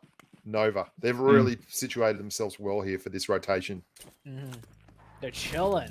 But the question is, can they get the kill points from inside there? I mean, they do have some angles, but what happens usually when you get zoned, you miss out on all the kills because everybody else ends up fighting and clearing each other out. And this team, Destiny, taking a chopstick. Nice. Is it still sticking up in there? 10 out of 10. Yeah. Okay. They didn't have a lot of choice. They did a drive-by in squad number 15. This is Wizu Goze, YouTube QJ00 PUBG, and Lee Nazago L1. 2 kills. They were overlooking. They had a great look as they went by. I like how they're keeping this Tesla nice and safe, though. Nice and cozy right between those two buildings because they're definitely going to need it. And we've lost Dabs. Holosight's dead. Oh no. Yep. He's gone. We've missed him. We missed his fall from grace. We watched them so much though, and then we did. Turned the camera away for a second. Nice. That's Destiny. That's the team that won last game, picking up those 3 kills right there. Beautiful work. And they should have known better because they were actually spraying Destiny and Co. as they drove through this. They must have known that they were still in the area. Yeah. Down to 11 teams now as things start to heat up and the zones start to close on in. Quan dead shot here. Yeah, looking to get involved here, Quan. Team 17, okay. Driving by, getting a little intel, fishing out some shots, baiting a little bit. The jump and the turnaround. What? The jump right there. jumping over the vehicle. Got some moves. That was like something out of a movie. But the rest of the team showing up now to support that player that was driving around. Not getting a good start though. I think it's one down from each squad. Both of these squads not in the next zone, but they just did it.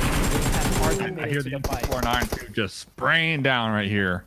Spraying down the 6 scope. Going for those kill points. Yep, snaking it, using the smoke as soft cover to try to confirm those kills behind that tree right there. Was that a grenade as well? It was, but they were tagged and bagged in the process and spotted. Taking out 10 kills right here for Team 17. Big move. That was so ballsy. That was Rice Hamo was just literally driving around through the middle of Quan Deadshot's squad and then just leapt out of the McLaren. I don't know what that was all about, but it was they must have cleared Dab's squad as well to have 10 kills out of that little section of the world. Oh, that new circle. We got the mountaintops. We got like 4 teams trying to struggle. Oh, the riot shields. Yeah. Beautiful. Now I know you can shoot those and those can break down. Nova's still just chilling at the buildings. This should be Nova's game theoretically, because they have not had any meds being wasted. They have not. They have everything, all the util for the end game right now. Yeah, absolutely the case. It's all happening though at the top of the mountain. This is Coop's team. Knights Coops is out. This is Ponty and Wancho, and they're in the circle, but this is busy. This is awfully busy up top. Ooh. Not only that, like Wancho is pinned between another squad right above him who has 4 alive still. So Wancho might just opt to kind of play it safe, passive, and try not to get spotted here and go for those much needed placement points, because with 9 teams left here, if they get taken out in 9th place, that's 7 points, which is good. But they can snake it out, get a 4th, that's like 16 points. So we'll have to pay attention. And you know what? To make matters worse in the case of Wancho, next zone does pop and does not favor them. Completely opposite from their current position. And these guys are all in trouble because it's also going to drag Nova through the back end of this third party. JIP, the first place team, they actually got that zone. It looks like they're in the middle of the open from the mini-map, but you saw it earlier. They have a deep dip. They can kind of just keep their heads down right now while everybody... Oh, your head was a little bit too high up if you just kept it a little bit further down, but Team Nova, they got a kill there. I think that's the next spot that they want. We might see a full send drive-in right now if we keep the camera on. Yeah, they've got him. Yeah, we'll see what Nova does You can see Destiny Swave here. This is there's actually 2 squads between them and Nova.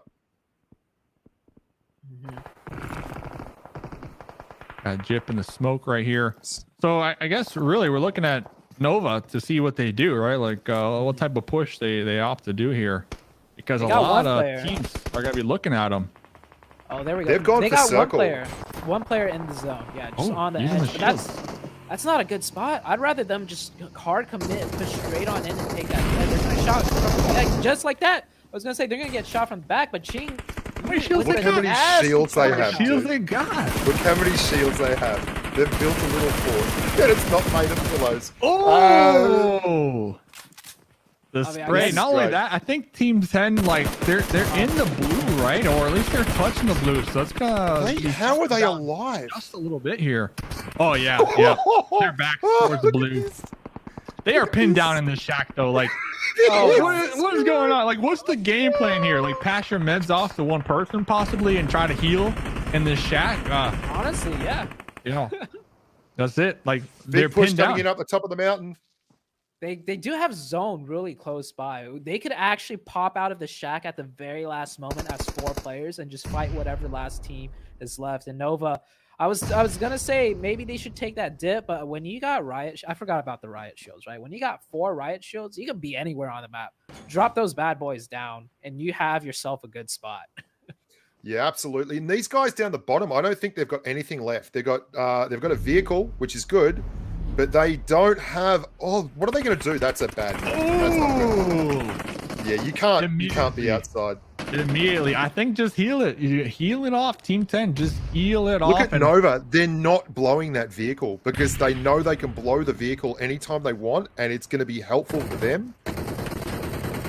They're pushing out. I'm surprised. and they're just getting sprayed down. I think Nova though, they're getting pushed from above as well from Team 14. So hopefully those riot shields come in clutch as we got an M249 looking to hunt them down. Oh, big moves. Nova's dominated it. Just absolutely smashed like everyone. What was that? Yeah. Riot What shields, happened? smoke, circle, good night, Saigon. That's all they needed. Oh, this makes things interesting. So Nova, they just got the 30 points, and they also got quite a few kill points. Now, Nova, after game number 1, was in 6th place with 19 points. The first place team had 36 points, and just this game, the first place team did get 3rd place right there. You see it right on your screen. Jip's team with a total of 7 kills, and 3rd place placement points is how? Let me take a quick 3rd place look. is 19 points. 19 points. Yeah. So I think they're going to be close to one another. Jip's team should still be in 1st place on the lead, but Shifan's team, the Nova team, is going to be right hot on their heels. They just got 39 points this game. So Big numbers. Yeah, big numbers here. I love the way they use the shield. So they really adapted with them. They didn't throw them down. Like, they could have thrown them well earlier than that, but they made sure they waited till it was a really late circle before they actually activated those shields. And there was one guy that went in and dropped like 3 shields in the middle of the smoke, and then the rest of the squad came pouring in together. And you know what's so interesting is that's something that we were kind of discussing before this game when we were kind of analyzing Coops and their squad, how you know, they weren't necessarily taking full advantage of the supplies that are in this game mode. But now this game around, Nova, 4 or 5 different riot shields definitely coming in clutch to help them secure that winner chicken dinner. Scores. All right, we got scores up if you want to call them now before we send to a break here, Zute. All right, will do. Let's take a look. Okay, so this is the overall scores, and as predicted, JIP right now still in the lead in 1st place with 62. Shifan's team really close behind. I'm talking 4 points difference, 58 points. Ponte,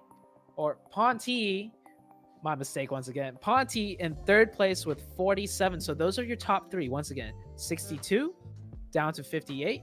Down to 47, and then there's a big drop off. After that, we got Kim Gaming in 4th with 37, Saman in 5th with 35. We got Goze with 6th place at 33, Joel with 31, Britty with 28, Farouk Ahmad YouTube with 28, CI with 18, Quan Deadshot with 13, Gabe with 13, E-Loves with 11, the wonderful Irene with 9, Hollow Sight, your boy, with 5, and then Killshot with 4. That is it for the 16 teams. That's the current standings. Of course, it does come down to the very last match, and we got one more. Yeah, I think if I'm Hollow Sight and you know, if I was her in this last game, I'm gonna hot drop somebody and I'm gonna make sure to just pop off. Like there's no ands, ifs, or buts. Like, you know exactly where people tend to go. And surprisingly enough, your first games, nobody goes to tech center. You know, everybody goes to logistics or transit. So you know those and it's good. And it's good. It's right there in the middle. So if you are one of these teams at the bottom, Irene, he loves, like, game number 3. You got to do it. You got to live up to the ignition hot drop mode. You know, you got to hot drop. You got to pop off. You got to get some kill points underneath your belt. A lot of these squads, Davey, they're really, really good pro squads. But you know when it's the easiest time to kill someone? On a hot drop. When they they pick up a 1911 and you get an M416. Even Zute's cat could take someone out in a hot drop. Look at that cat. Look at that shark though. I mean, I just see someone in the chat say, "What is that cat?" So I mean, it's a land. I just looked up Wikipedia. I just went to Wikipedia and I looked up slow, and there's a picture of your cat there, just immobile. That's right. I love how the people. I love how the people in the chat are correcting people. It is not a cat. It's a shark. It's a shark. Get with the program. Don't you notice? Get with the program. So we got sharks here tonight. We got Dave growing a goatee. We got Bushka going crazy. Barry's doing a good job. And then, of course, Zute looking fresh. Someone in the chat was calling you cute earlier on, so you need to watch out for that one. But ladies and gentlemen, we got one more map to go. We're going to send to a break. The players are going to be loading on in, and then we'll get right back with some ignition hot drop VIP show matches. Don't go nowhere.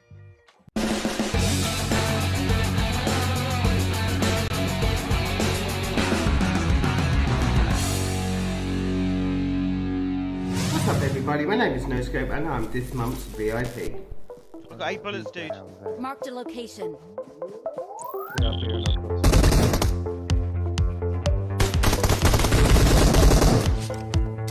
Hi guys, my name is C, also known as C is Live, and I'm so grateful and so blessed to be one of this month's August PUBG Mobile VIPs of the month.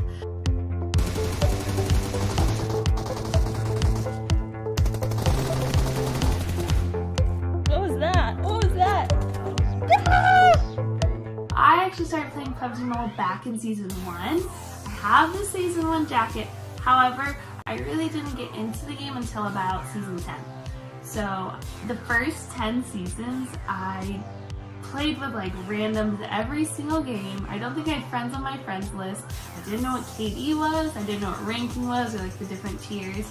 But when I joined a clan in Season 10, that's when I really started to get into it. Here comes the remainder of the team from P4. Dragon Auto right on top of the buggy, trying to get the run over. There goes another one, Max, and it's up to Pedro. I remember downloading it. I think it was 2018. I got asked to be part of a show, PUBG Mobile Star Challenge. Finally, we found out phase 5, it was going north, and then it didn't stop there. It kept going more and more north every single time. So interesting circles. And before then, I didn't really play mobile games. So they asked me to do the Star Challenge. I downloaded the game ahead of time to get my research in, my prep, and just get my hands on the game. And like I mentioned, I didn't really play mobile games before that, but I do remember like downloading it, my first game ever. I jumped in, I was just like, wow, like this is crazy. I think it's just always exciting. I think the team does a really good job at keeping you on your toes and keeping you invested, and it's just always exciting to see what comes out next. I'm also a sucker for all the gun skins and for all the cute outfits that come out. So yeah, I love it. I think it's an entertaining game, and I think it's always fun. Also, the events that come out are always fun, like taking a look at the mission ignition mode with the Tesla Gigafactory, you build your own Tesla, or the fact that Pachinki's like completely transformed. I think the team does an amazing job at, you know, giving us something fun and exciting. Why PUBG? Well, I used to watch PC PUBG on Twitch, and I didn't have a PC at the time, and then my brother told me that it had come out on the mobile, and never looked back since. I thought you had to get the keyboard, you had to get the controller, the mouse, the headphones, the mic, you had to get the gaming chair, everything. But then once I started playing mobile games, it's like, dude, I could play anywhere. I'm going in hot. I'm going here. Jetpack safe. Hold the line. Oh!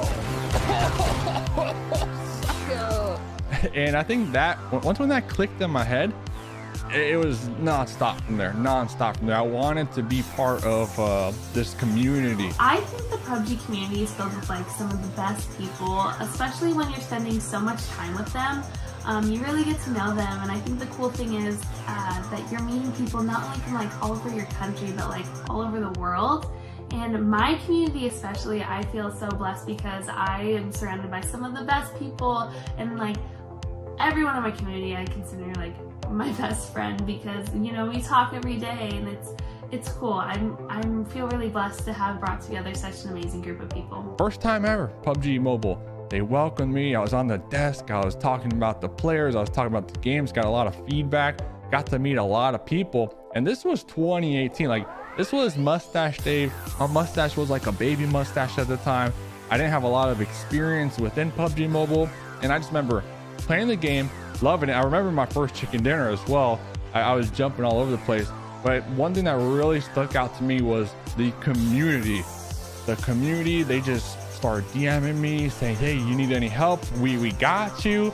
And they were so open arms, right? And really made me feel like they appreciate me. And it's a place that I could call home. Oh, someone get a perk buff of it. 1, 2, 3. Oh. You just shot at me. I love the fact that I get to play with so many people from around the world. You never know what the next day is going to bring. You don't know who you're going to play with. And I just love the fact that I get to meet so many new people. I love that the community is so tight. I love that I've made some lifelong friends. And I just love the fact that we're able to make plans and play with the same friends if I want to each day, or I can play with different people. It's just a versatility, being able to play with whoever you want to play with. I just got them both. Yo, I'm Mustache Dave. Thanks for watching. And if you want to find out more, drop a follow at Mustache Dave Gaming on YouTube or Mustache Dave on Twitter. My name is NoScope. Thank you PUBG Mobile for making me your VIP of the month. And you can find me on my socials. Facebook, it's NoScope. All the other socials is N0SCOPEE. I'm C is live, not cis, common misconception, but CIISLIVE. I'm streaming on 3 different platforms, YouTube, Trovo, and Facebook, and I'm also on Instagram and Twitter, so go give me a follow. Thank you guys for watching. Bye. Shout out to the VIPs of the month. C is live, no scope. VIPs, make sure you follow their socials, their channels, and we'll celebrate them. And of course, you know, as the VIP of the month as well, fellas. I'm just saying, you know, you were the VIP right now. So I'm here with Zute and the Bushka for one more final game here tonight of Ignition Hot Drop VIP show match, baby. How's it going, fellas? Big news here, mate. We're very excited. Barry's pumped. He feels like he's learning, and we're going to just present a hell of a product. I'm feeling great. I love a game where it comes down to the very last game, right? Or I love a tournament where it comes down to the very last game. We have 2 teams near the top now. Once again, these are unofficial scores, but JIP with 62 and GFan with 58. 4-point difference. And just to remind you guys, if you guys just tuned in or you missed it in the beginning, there is a prize for first place, second place, and third place. First place gets a $300 card for each teammate. So that's big numbers. That's big. That's $1,200 for the first place team. The second place team, $100 card for each teammate. So that's a big chunk missing from first place, I will have to admit. And with first place and second place being so close right now, those 2 teams are definitely going to duke it out. And third place also gets a prize for third place with a $50 card. So this last game, we will determine who walks away with the money. Yeah, these guys need to kill Nova, and they need to clear the top 2 guys. They need to drop and attack, and those other 2 teams need to drop and leave. I'm really excited. And you know what's so funny is, like, you know, if you have been living underneath a rock like Zute and myself, we tend to watch some competitive play, and we always talk about hot dropping, coming down to the last game, 4 points. This is literally the name of the event, the Hot Drop VIP show match. So to kind of add on to what the Bushko is saying, Jip and Shifan, like, will those 2 teams hot drop each other? Will they get hot dropped and taken out early on? Well, that's the name of the game. So it's going to be very interesting to see what happens in this final map. And just a reminder, if you are just tuning on in, the rules here for the Hot Drop VIP show match, there's only one rule, and that's these teams, they have 3 spots that they can drop: logistics agency, tech center, or transit center. That's the only rule. After they hot drop, they can do what they want in order to secure that winner chicken dinner. Yeah, they're gonna come up against this, because I know that these VIPs love to win. Like, if you win this thing, it's a big pump. Like, you feel like you've done really well. It's you're walking on air, and there's a lot of teams that could still win this, but they need to make sure that the leaders don't get any more points. And the only way you can do that is by anteing up and risking it. And if you don't, you're going to come last, or you're not going to win, because these guys rotate fantastically. We've seen both times in these games, Nova especially, and like Destiny, and they're rotating perfectly. They're not getting in any strife along the way. They're going to get to the end and they're going to get points. You got to nail them on the start. Both teams are masters of the craft, right? They have two opposite playstyles. We see Shifan's team, Nova, they're always in the middle, right? And then we see Destiny or Jip's team, they go to that very north side and they edge around. Two completely different rotational strategies, but they're both masters at their craft and number 1 and number 2 respectfully. So I'm stoked to see that there's two different playstyles coming out shining through right now. And the competitive side of me, of course, I'm just like, I love it. There's more than one way to play the game, and you could be super good at it in more than one way. And these two teams are clashing right now. But first place is 30 points. That's a lot of points. So we could easily see a third place team, a fourth place team, a fifth place team, and down. If they get that chicken dinner, they could easily get that prize money too. Not only that, like in the first two maps, the team that tends to get that 30-point first place, they also have a ton of kills with them as well. 9 kills, 10 kills. So that's like 40 points for one game. So I know we're talking about that first and last place because, that's big money out here, those cards. But there's still an opportunity for other squads to come in clutch. And to kind of double back to Zute's point, like how these two teams at the top, they have these different play styles. These other squads have been watching those play styles. So I'm curious, if they do make it out of that hot drop safe and sound, will they get hunted down? Now that's the question. WPGN, I'm looking at you at the last game.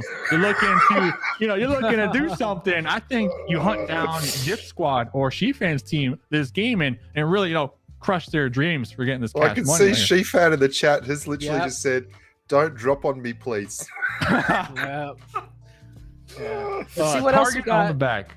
Let's see what else we got on the chat. We also have Advisor Gaming. I'm waiting for my contingency pat on the back by Zute Bushka and Mustache Dave. Well, who's with E-Lubs? Good luck. Do work. Shout out. So yeah, there's a lot to unfold here. I like what you said there, Dave. We've seen the rotation north every time so far. There's a couple of bridges you take to get there. I'm not going to shout out where they're going, but there's an easy fix for that rotation north. Like, you can go north, but what if someone turns up there with the M416 by the side of the road? Like, you could wreck some people in those cars too. And I would be surprised if they get away with the same rotation again. They have been for 2 games though. Like that's they have. No one stopped 2 games. They've been getting away with it, and they've been coming in clutch. So with that in mind, we are on a 1-minute delay. The only rule here is you got a hot drop in those 3 spots. I'm just saying, that's rule. Oh, I forgot the second rule. Don't wake the shark cat. That's the second rule. We can't wake the shark cat, baby. Shout out to the shark cat right there. Don't you think so? Like, seeing those shields popping up, like they would be so good to keep those in the game. I'd love to see shields kept in the game. The other thing we're not seeing in this, but there's a tactical marker. The tactical marker is fantastic. So you only see when you shoot someone, the tactical marker pops above their head for the rest of your team. So you don't have to mark it, but you can only see that tactical marker if you have a tactical marker yourself. So everyone in the team has to get one. I'd love to see those ideas bleed over into classics, particularly the shields. It definitely makes the game easier to play, because currently you can manually mark things, but you got to do that quick drag, quick mark. And with that tactical marker, you don't have to do anything. You just look at them and it gets marked. So yeah, that's one aspect of Ignition that I really like. And the shields, we saw the Nova team employ the shields. They got that chicken dinner. Yeah. It's definitely a huge strategic advantage, but I would almost say it's maybe a little bit too overpowered. Maybe you make the shields break in like less than a clip. Yeah, I think that would be interesting. Yeah. You could toggle it up and down, but everyone's got access to this stuff, and Nova, the reason they were able to get away with it, they could carry so many of them. I've come in classics against squads with 10 to 12 shields, and that takes up a lot of backpack space. Yeah, but they just layer them out, and you can't do anything. Like, it's amazing. It would make for another layer to the onion. Miss PB and J in the chat is saying Shredder needs to grab a car and use that as their weapon here this final game. I guess they're right on, a good driver right there. And what was I gonna say? Oh yeah, one other thing we haven't been seeing are the patrol dogs. I think we saw maybe one in game one. At the top, yeah. But I mean, that's like, for me, I try to get that because you just activate it and then just kind of it pinpoints all the good loot, like the tier 2 armor, weapons, all that stuff. So you don't need to like go into every single room because that thing alerts you right away. So I would kind of like to see the patrol dog be utilized a little more in this final map. It's good for loot. It is good for loot, but when this is a hot drop game and the patrol dog tells you, hey, there's a level 3 vest over here, it's like, great, there's also 12 enemies from my way from here to there.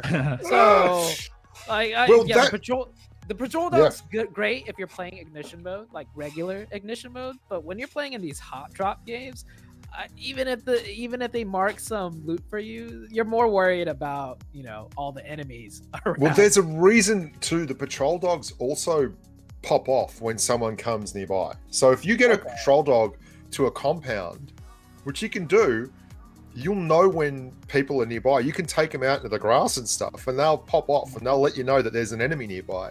There's a lot of sneaky little things that you could work into this gameplay that I think these squads are only really just exploring now. And talking about exploring, we're waiting for one more player from our advisory and E-Love squad. They got one player missing on out. So we're looking ahead here. The final map, the points first and second, real close. Only 4 points decides that this is going to be the last map of the evening, the Hot Drop VIP show match. We're talking about the nice things that this game mode has. We're talking about the tactical markers. We're talking about the riot shields. We're talking about the ASM, Zute's favorite weapon here. I'm going to talk about one more thing. The anti-gravity motorcycle. We've seen it once here tonight. What's going on? How come people aren't picking that bad boy up a little more? It looks cool, but it can drive on water. All right. It can drive on water. You can get shot out of it, right? All these players are sweating, right? They don't care about looking fancy. If that motorbike had like a shield around it, then yeah, everybody would be using it. But one thing I haven't seen, or maybe we just didn't manage to catch on camera yet, is I don't even know what you call them, the launch pad areas. Yeah, the air launch cannons. pad areas. Yeah, the air cannons, you can hop in there. It's great to eject out of certain cities, especially if you're hot drop and just run over there, shoot up in the sky, and then you can keep flying some. So maybe we'll catch some people using those. Maybe no one's been using it, but we'll just see. I got something for you, Zute. Don't mean to cut you off, Bushka, but this is from D Wayne in the chat. Said they tried having patrol cats, but all they did was lay down and ignore you. That's a good one, D Wayne. That's a good one. Nice work, buddy. Any thoughts on that, fellas? The patrol cats. What would the patrol cat do? Like, just you activate the patrol cat and it just lies down and has a snooze. Just that would be perfect. I think that's great. I mean, I would use it in the game. Every once in a while, hits you for 50 damage and then just lies down and looks at you. I got a patrol shark right here. You know what? If they bring back this game mode and they have the patrol dogs, I would like to have them have the ability for Baby Kong or Baby Zilla to ride. How about that one? Oh, Baby Zilla would be great. Baby Zilla, I love Baby Zilla. That would be great. Pretty exciting game mode. And ladies and gentlemen, I know you want to start the map. We're just waiting. It seems like the last player might have joined. They're looking to join their group here. We appreciate everybody watching here tonight. And shout out to everybody behind the scenes, running this, making sure this event runs nice and smooth.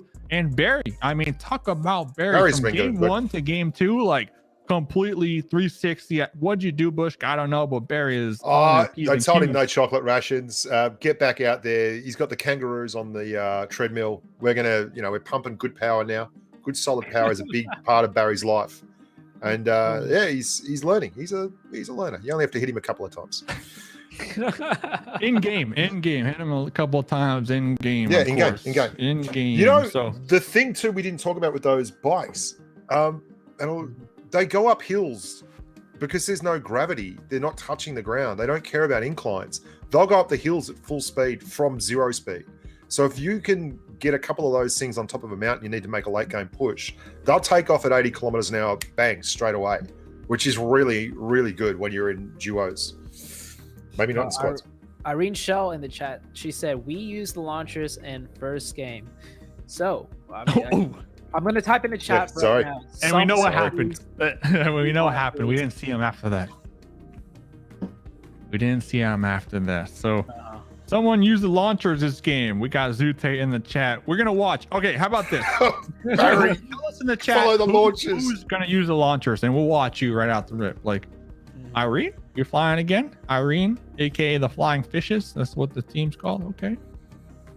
Let us know in the chat, who should we spectate in this last match, as we are trying to get this final squad filled out here. And we're just going back and forth, ladies and gentlemen. You know, how you doing? How you doing? We're waiting. So we are on a delay. So that's why I'm typing in the chat right now. So by the time you hear this, hopefully the game has already started, and hopefully we already got a camera on the launch squad. I want to see which one's going to use the launch squad. I want to also see one thing we haven't seen yet is the glider. Is there gliders in an ignition mode? There is. Yeah, I'm sure there is. We're just going all about the gliders.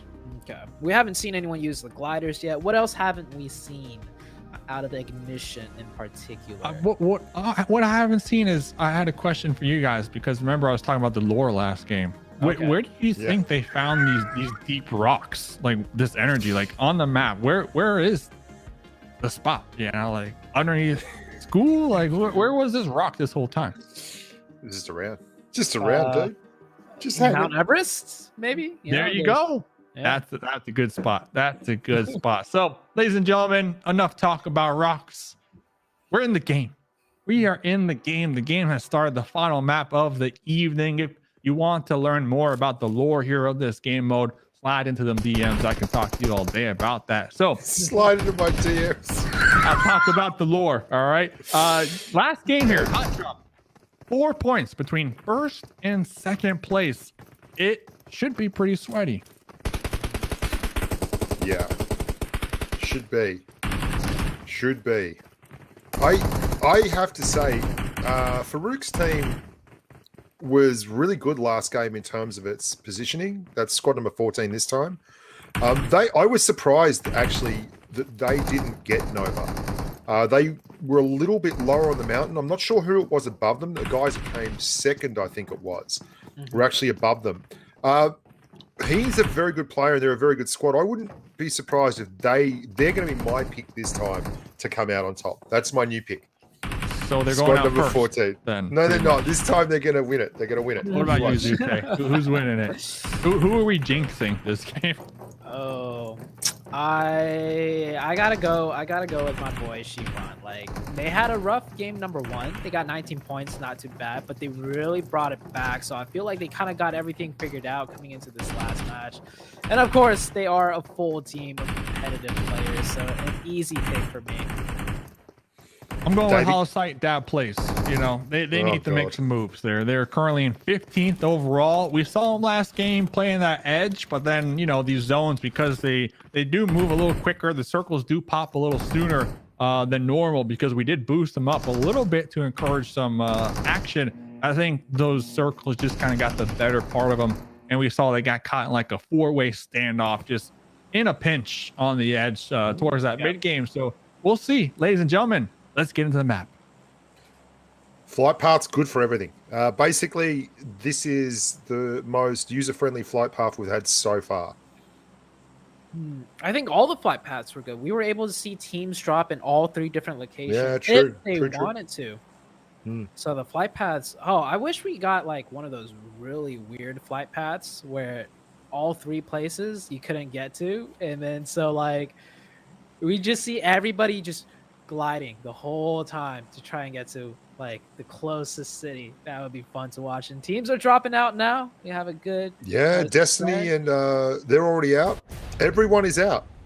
Is someone going to Tech Center though? That's the question. Last game nobody went to Tech Center. No, they're not out. It was wide open. Not out yet. Nova are going Pachinki. Nova are going Pachinki. There's one shot. There's our man in the banana suit. Let's go check him out. Where's one check shot? out the banana split action here. Maybe the whole squad's got those bananas going here. I gotta go the overall. Got a nice hat, nice cap right there. So it looks like some teams are going to tech center, some teams going to transit center and logistics agencies. So all 3 hot drop locations will be utilized in this final map. As there's the banana. There's the banana split, looking fresh as ever. E-Loves Bison in the kill feed. So we're gonna have some hot drop action.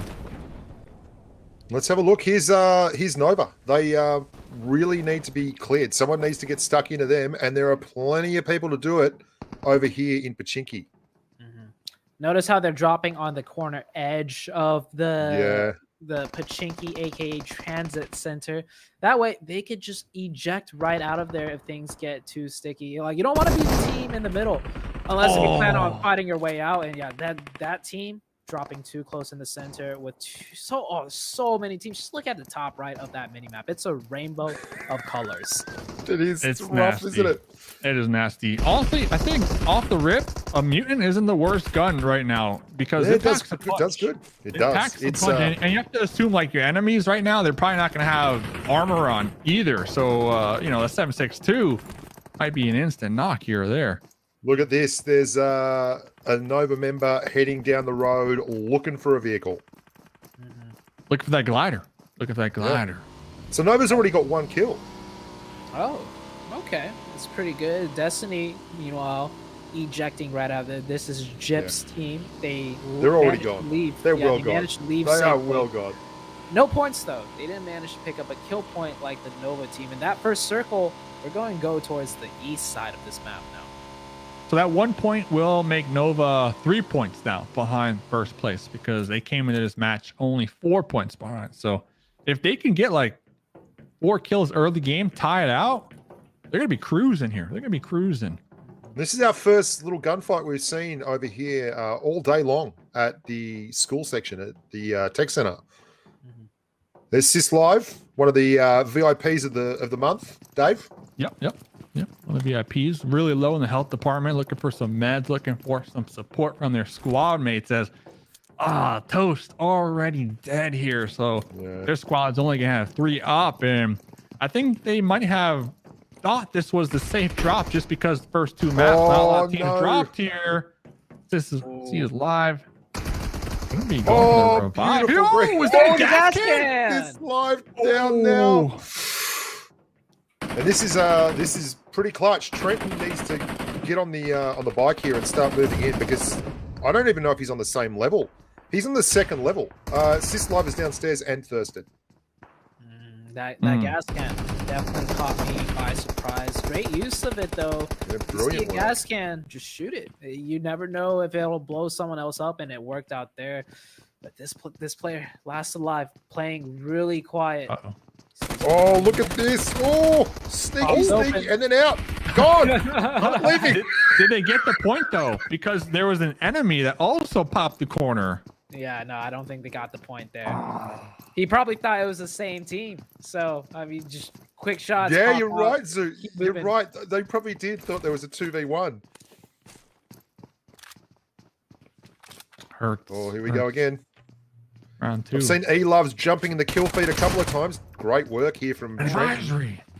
This knocked out. There's advisories back right Dave. now. We got the spectator advisory at least right there. Get sprayed in the face with the UMP.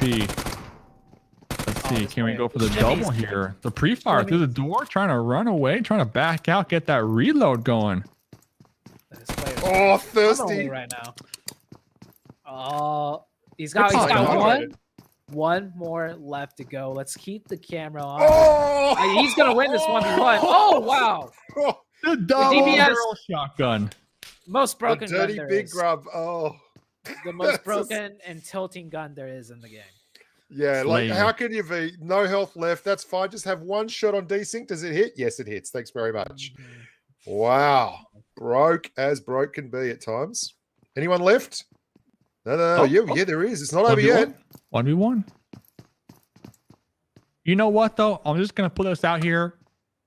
all these squads, they hot drop this map. This is what I wanted to see all night long. So we got to see it in the final map here at Tech Center, and it has been pretty exciting. So we'll see who comes out on top of this 1v1.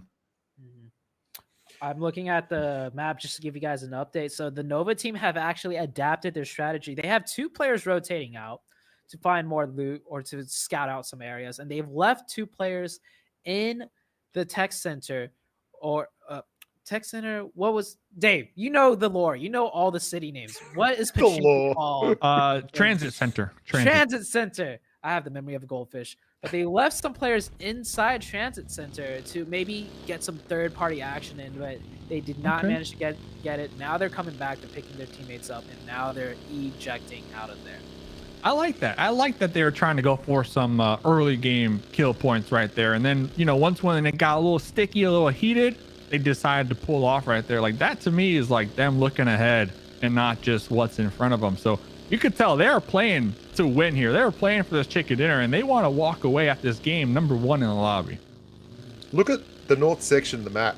Destiny just rolling around doing whatever they want. They've been completely, as Mishi, Jip, Glove, Suave, they are being unpushed and uncontested. There's like daylight between them and the rest of the map. Same rotation again. Someone in the chat says spectate, Hollow Sight, and Dab. Where are they on the map? Go. They are at Tech Center, actually. I got them. Apartments, looking to possibly third party all that action there, but just a little late to the party. You know where they're going? They're going to the air cannons, baby. Launching. Launch time. All right. All of them. This is what we want to see. Yes, here we go. Perfect timing. Whoever asked that in the chat, who was that? Let me see. Slumberella said. Slumberella. Thank you. Slumberella. Shout out to Slumberella. There's Dab. The chat has been nice tonight. I like Dab's suit, actually. I'm a big fan of that. He looks like he's wearing a newspaper. I like that. Dab the money man right there. That's money man. Wow, that is a fancy looking outfit. Where do you get that? Slippers. With the poop slippers. I'm ready to give him a wallet. Poop slippers. Yeah, no, I'm not a big fan of those slippers. You're just crawling in the UC if you got this skin on right here. So more money. More UC passed out. So make sure you slide into them DMs. That plays passing out UC on the daily. They're loading up. Where are they going to go? That's the question. Where will they go with this? I reckon they're going to go the roof of Tech Center, maybe something crazy like that. They could hot drop onto the roof. There we go. They're facing away from that. Whoa! Go. Oh, there we go. Up here. That's what we wanted to see. Yeah, where are they going to go, though? He's not doing anything. I think they're just going further into the zone. They're using it as like a vehicle rotation almost. And they're flying over roads. Yeah, flying over this squad who are here at the Teslas. Whoa! Look at this spot. Can't any harder. Look at this spot at the Tesla factory. Yeah. The whole squad is set up to. I think this is where Dab and Hollow's going. This is where they're landing. Oh, dude. Okay. Oh, dearie me. The bait. Oh, they heard. They moved too quick. They didn't let the trap spring right here. In trouble. Well, they've lost one. They're going to land on the roof. Oh, this is going to be punishing. This is one of the most annoying things in the universe. So Dab could be in big trouble. Dab's in strife, but Fridge is on the roof. Oh, no, he's dropped down as well. No. Oh, got him. Great knock with the UMP. They have one player on top of the roof, but we have a third team coming in. This isn't just here comes the third party. This is Ponty's team right here. Look at that first slick little spray through the hole. That's that PNPL level competitive player spray right there. Coops, he does not miss his shot. He's going to hit this other one too with the AK, making it look so easy. This is Knight's Coops right here. Does Coops or Dab plays walk out alive here? That's the question that everybody wants to know. Because Quan Deadshot, they're camping, they're safe on that second story. I like this Gren. This is a sneaky little Gren. I think Coops must have heard that one though. Dab plays the last one alive. No, yeah, Hollow Sight's still up. There's Coops she's bleeding coming out though. She's bleeding out. Dabs heard it. He's not showing. Dabs could happen to 1v1 Coops here. Get that knock, just hide back behind there, and then that's his highlight reel of today. Yeah. Might happen, it might not happen, but Dabs definitely going to take down one. He's hiding, he's making no noise in there. There's somebody. Oh, he's out. Oh, he's got one. Oh, got one. Oh, the crossfire. Yeah. Beautiful angles. 1v4. This isn't done though. Have a look. Still 2 up over here. Team 3, who were the original campers setting up the trap here. Uzi doing Uzi things. Uzi to the dome right there. That's how it's done. Getting shot from the side though. Needs to be careful. Possibly regroup with their squad mates. They might be looking for a pickup. Ponty is up as well. Where's Quan Deadshot? Not far. Almost dead. It's going to be a 2v4 situation. The other team's going to get that full reset, so it's not looking too great for Quan's team here. Yeah, they're getting that full reset. Ponty's going to get rezzed up right here, and they're cornered too. They're cornered in one spot. Not much angles to work with. This team. There is a good angle that you can get here, and he's got it. Look at this. You can get up on top of this actual box and jump out of there pretty quickly, or hit people on the walkways. Let's see if he uses this. Yep. Wasted it. Kind of wasted it. Shot it too early. Yeah. And now they're in big trouble. Yep. Now they're in big trouble. They are in big trouble. They're in strife. Interesting smokes though, right here, getting thrown out down there below. Gonna be blocking them sight lines. Yeah, if I am HH Coops, I might just wait for the smokes to dissipate before dropping down. Oh, for sure. There's grenades coming in through that rooftop now. Oh, this is not looking good. I will say, though, if you're at a man disadvantage, throw all your smokes down. Use the chaos of the smokes, and maybe your disadvantage would work out in the midst of all those smokes. But this team's so smart. They're going to wait out the smokes. They're not going to risk it. Oh, never mind. They're pushing Coops is down. Big drop shot there. Oh, but I think they've cleared and they have. There was a big drop shot there. Was that 8 scope? Yeah. They're got dead, one. Yeah. Ooh. So I'm thinking they got that spot. I'm thinking though, I'm just kind of going back maybe a little too hard on them, but with those smokes, maybe they could have tossed them where they could have exited the building and got on the outskirts instead of just tossing them in that room. Eventually, to their death pretty much, because that was a 2v4, very challenging, of course, but there they go, done and dusted.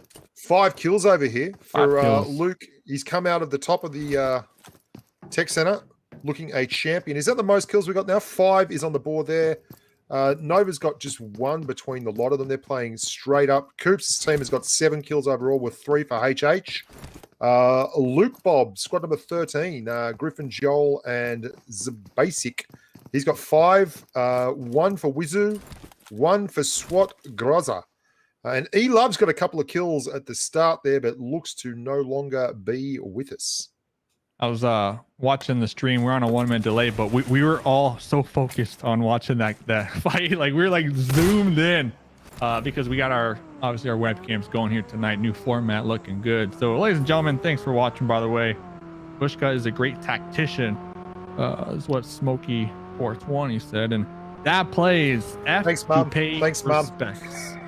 That plays that's the one before. You did your best. We got to see the jump, so good job, your squad there, putting up a good fight here. There's another team fighting in that same exact place, and they are getting taken apart. You see it in that kill feed right there. Everyone wants this Tesla factory. And we also see Nova driving into this Tesla factory, but Nova, they're probably going to play it safe. They're not taking that. There's no upside in that for them. That's another 4 kills for Ponty's team right there. Ponty's team. So they were 3rd place coming in. They weren't in that top 2. 11 kills. 11 kills. Wow. How many points is that statistics, Dave? That's 11 points. That's amazing. The way you just racked that straight out, that's incredible. I'm good at math sometimes, all right? So Ponty was in 3rd coming in this match at 47. 2nd place was Chiffon at 58. So with those 11 points right there, they're tied. they're tied pretty much with Chiffon's team. Chiffon's team did get 1 kill, so Chiffon's 1 point ahead of Ponty. But this just goes to show how close the game just got with those 11 kills for this team.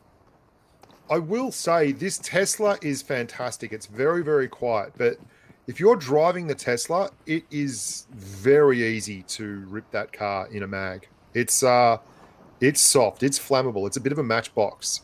And I would worry about taking the Tesla in late circle against squads like Nova and Destiny and such Jip's team, because they will easily tear that up in a clip between the 4 of them. We haven't seen the autopilot here either here tonight. Oh, you don't want to. You don't want to. Just autopilot that bad boy. Destiny's team is fighting Nova's team right now. Can we get that on the cam? Barry, pull it up. Barry, pull it up. This is the first and second place squad right We're here. there, baby. We're there. Okay, we're there. So it was a rotation. Jip's team, they lost 1 member. Trying to scout him out. Nova, of course, playing super quiet. Managed to rip 1 player out of that buggy. You see him right there scoping in on that. That is where one of the players is down. The Jip's herself rotating around. They need to group back up. They are looking all of a sudden in a really dire situation. I know they just have 1 player down, but going from a 4-man to a 3-man when there's still this much enemies left on the in the game, it really changes the way you have to play the rest of the match. Jip's in trouble too, because he's not in the Jip? She's not in the vehicle. She's not in a vehicle at the moment. Is there a vehicle nearby? I think so. I think they pulled up here. Oh, yeah, okay. There you go. You're right. They're being aggressive. They're actually being aggressive. This Those is sightlines though from Nova though. Jip gonna be pulling out right here, trying to regroup with their squad mates. I was a little surprised to see Jip on her own. This is the middle of nowhere, picking up. Okay, so they're going to take the next compound along and just let the circle sort everything out. They could get lucky, but squad number 11 are actually right on top of the mountain here, watching everyone rotate in through the back door. Ooh, the next circle. Let's get that camera up on that map, because that circle. Everybody needs to move. Everybody. But shout out to One Shot, the Banana Man. Still up there in the northeast, just chilling. And that's this could be dangerous. Nova are rotating through the middle of a couple of units here. Nexus, squad number 17 are on the right and on the left. Do they want this? They want this too. They do. They're pushing in. They want this compound. That's a commit. That's a committal. No backing out. This isn't good. They just went over the top. Over their head too. Whoa, we overshot. This is tough times. Is that an inning? That is an inning. What a massive clutch up from Rin. Rin shot that buggy over the building on the opposite end right there to jump out and clutch it out. 5 kills right there. They lost Sheepman, yeah. Oh, wow. But they gained such a strong position. This is dead center. They wanted this. They absolutely committed to that. You gotta love it. That was beautiful. That's a position worth doing some Fast and Furious stuff right there. Like I don't know if you guys watched the movie, but I think they shot a car up to the moon in one of the movies. What? Yeah. Want to race me on the moon? It's some crazy stuff if you never watched the series. But Fast and Furious, you can't really shoot a car up into the moon in PUBG. But if anyone is able to do We've talked about it. It's Rin. I would get Rin just launched from that side of the compound, all the way over the top of this building, landed, and then wrecked the last 2 with a beautiful drop shot and spray on the left. Amazing. Clutch as clutch. Oh, yeah. Action.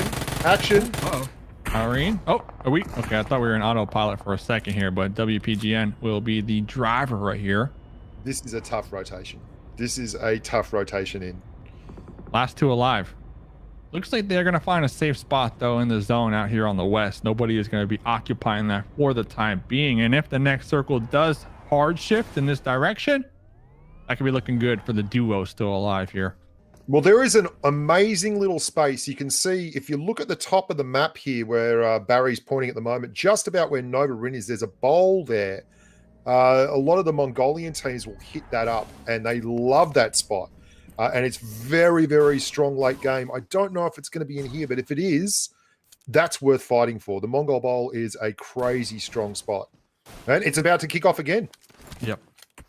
Oh, the circle goes back down to the south. The Nova team is barely in. Where's the top 3 teams right now? We had Ponty's team. Ponty's team is actually right there in zone with a really strong position. And here is Jip's team also with 4 up. So the top 3 teams all have good positions, and they're all in the circle right now. Yeah, this is interesting. I don't know how they're going to get out of this. Someone's going to have to make a rotation next circle, though. This next circle is going to be absolutely broken. And Nova have a good spot to gatekeep those squads up there in the fields that need to rotate into this new circle. So they might be able to rack up a couple more kill points underneath their belts. Coops with 6 kills this game alone. Coops is definitely looking. Look at this. And he's going for another, mate. Going for another. We're still pushing out here. Like, talk about the confidence. Oh, yeah. It's the Coops, by the way, got the MVP for PMPL. That is not just North America. That's the entirety of the Americas. And if I remember correctly, Coops had like 20 plus kills over the second place frag leader. Like, Dave, you and I were there. We saw the magic that Coops did. And you're seeing it on the screen now. Pushing with 1 HP, no problem. He's got 8 kills now, guys. Those last 2 to clear were, so the whole team has 15 kills. This is a serious thrust. They want this one. 3 points. 3 points out here. 3 points out here. It's all happening. I don't think they got... Yeah, they got a kill for that. Cool. 16 total kills. Breaking the record here tonight. Nova's getting pushed by Shredder's squad. Oh, that's a big fight. Yep. There's Banana Man.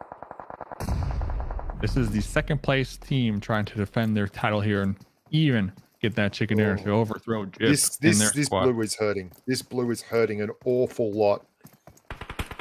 Shredder will make it in, though. But is he getting that off angle for the fight, or is he just trying to abandon the fight and find somewhere safe in the circle?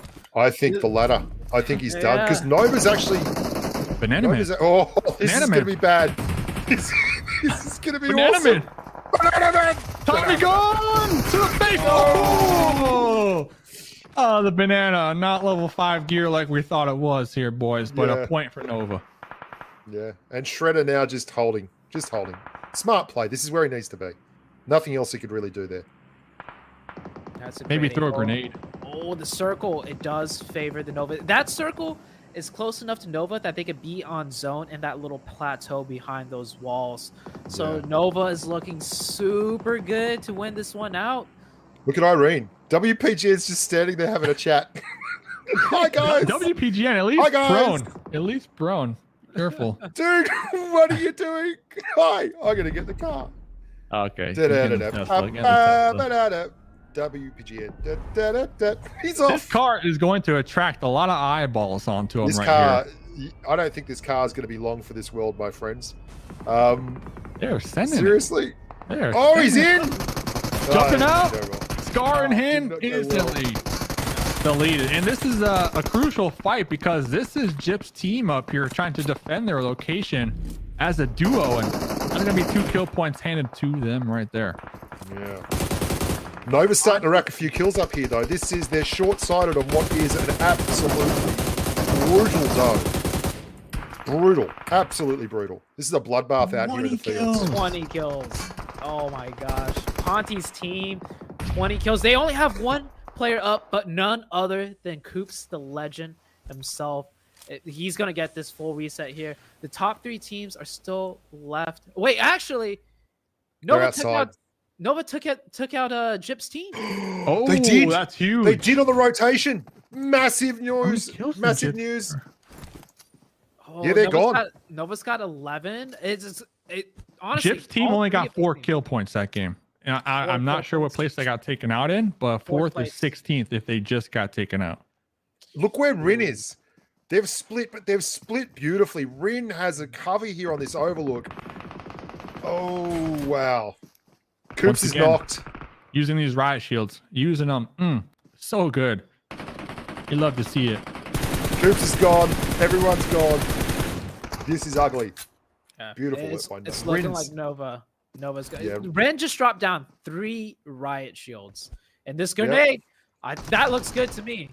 Oh, cooked a little too much right there. Yes! Oh, No, it's got it. That was perfect. Another. Zoot knows his grenades, Dave. I Oh, saw Lazarus, it, I saw it was nice knowing you.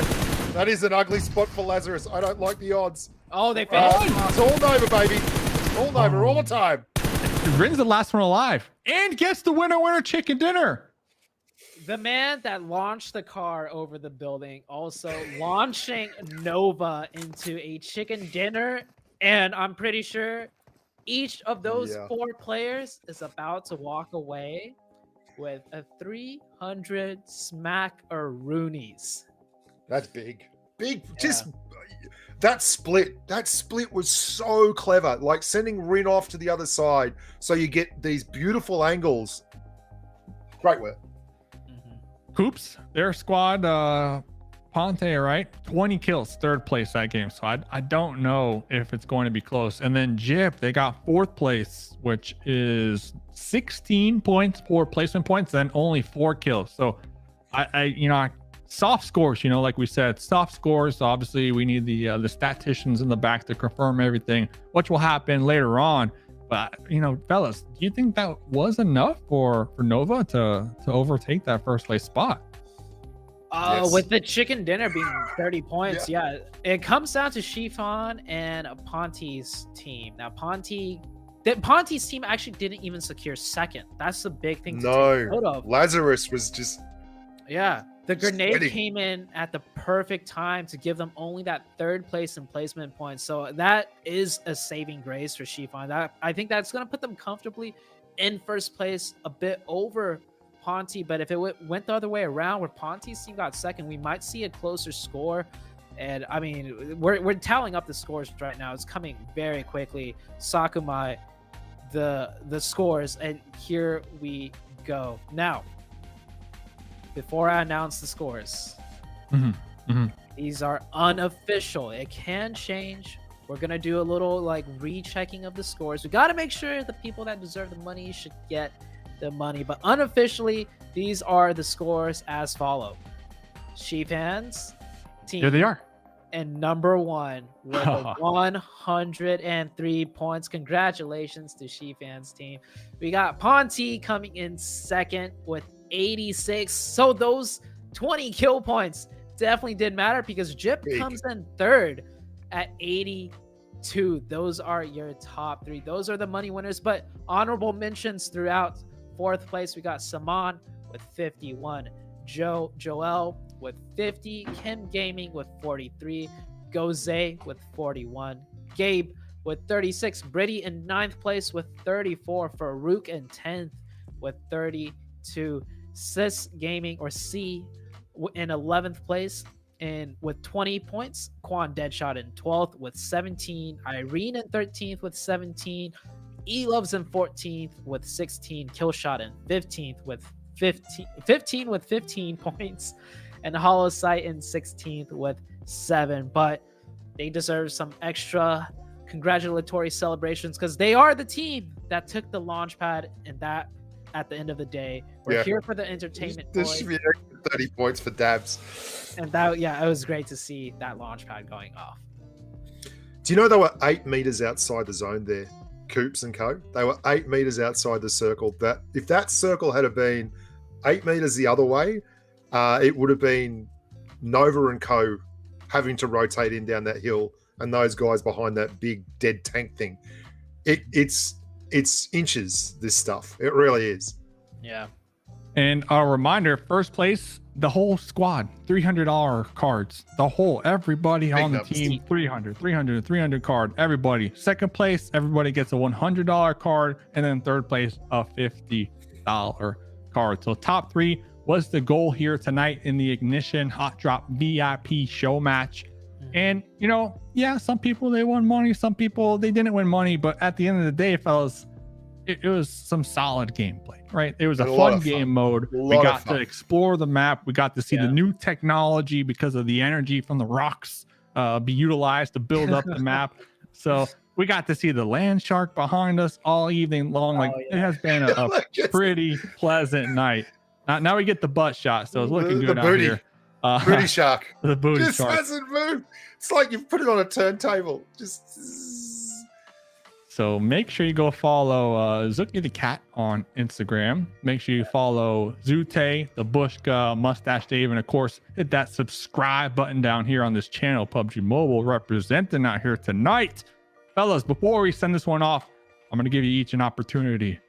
Zute, final thoughts here. Final thoughts, Zute. Always good to be back. I feel like each show we've done together has been better and better. We've gotten some jokes in on each other. Mustache Dave might be losing his mustache. And he's going to be just Dave in the next show, potentially. Bushka, I'm always learning some new words and lingo from you.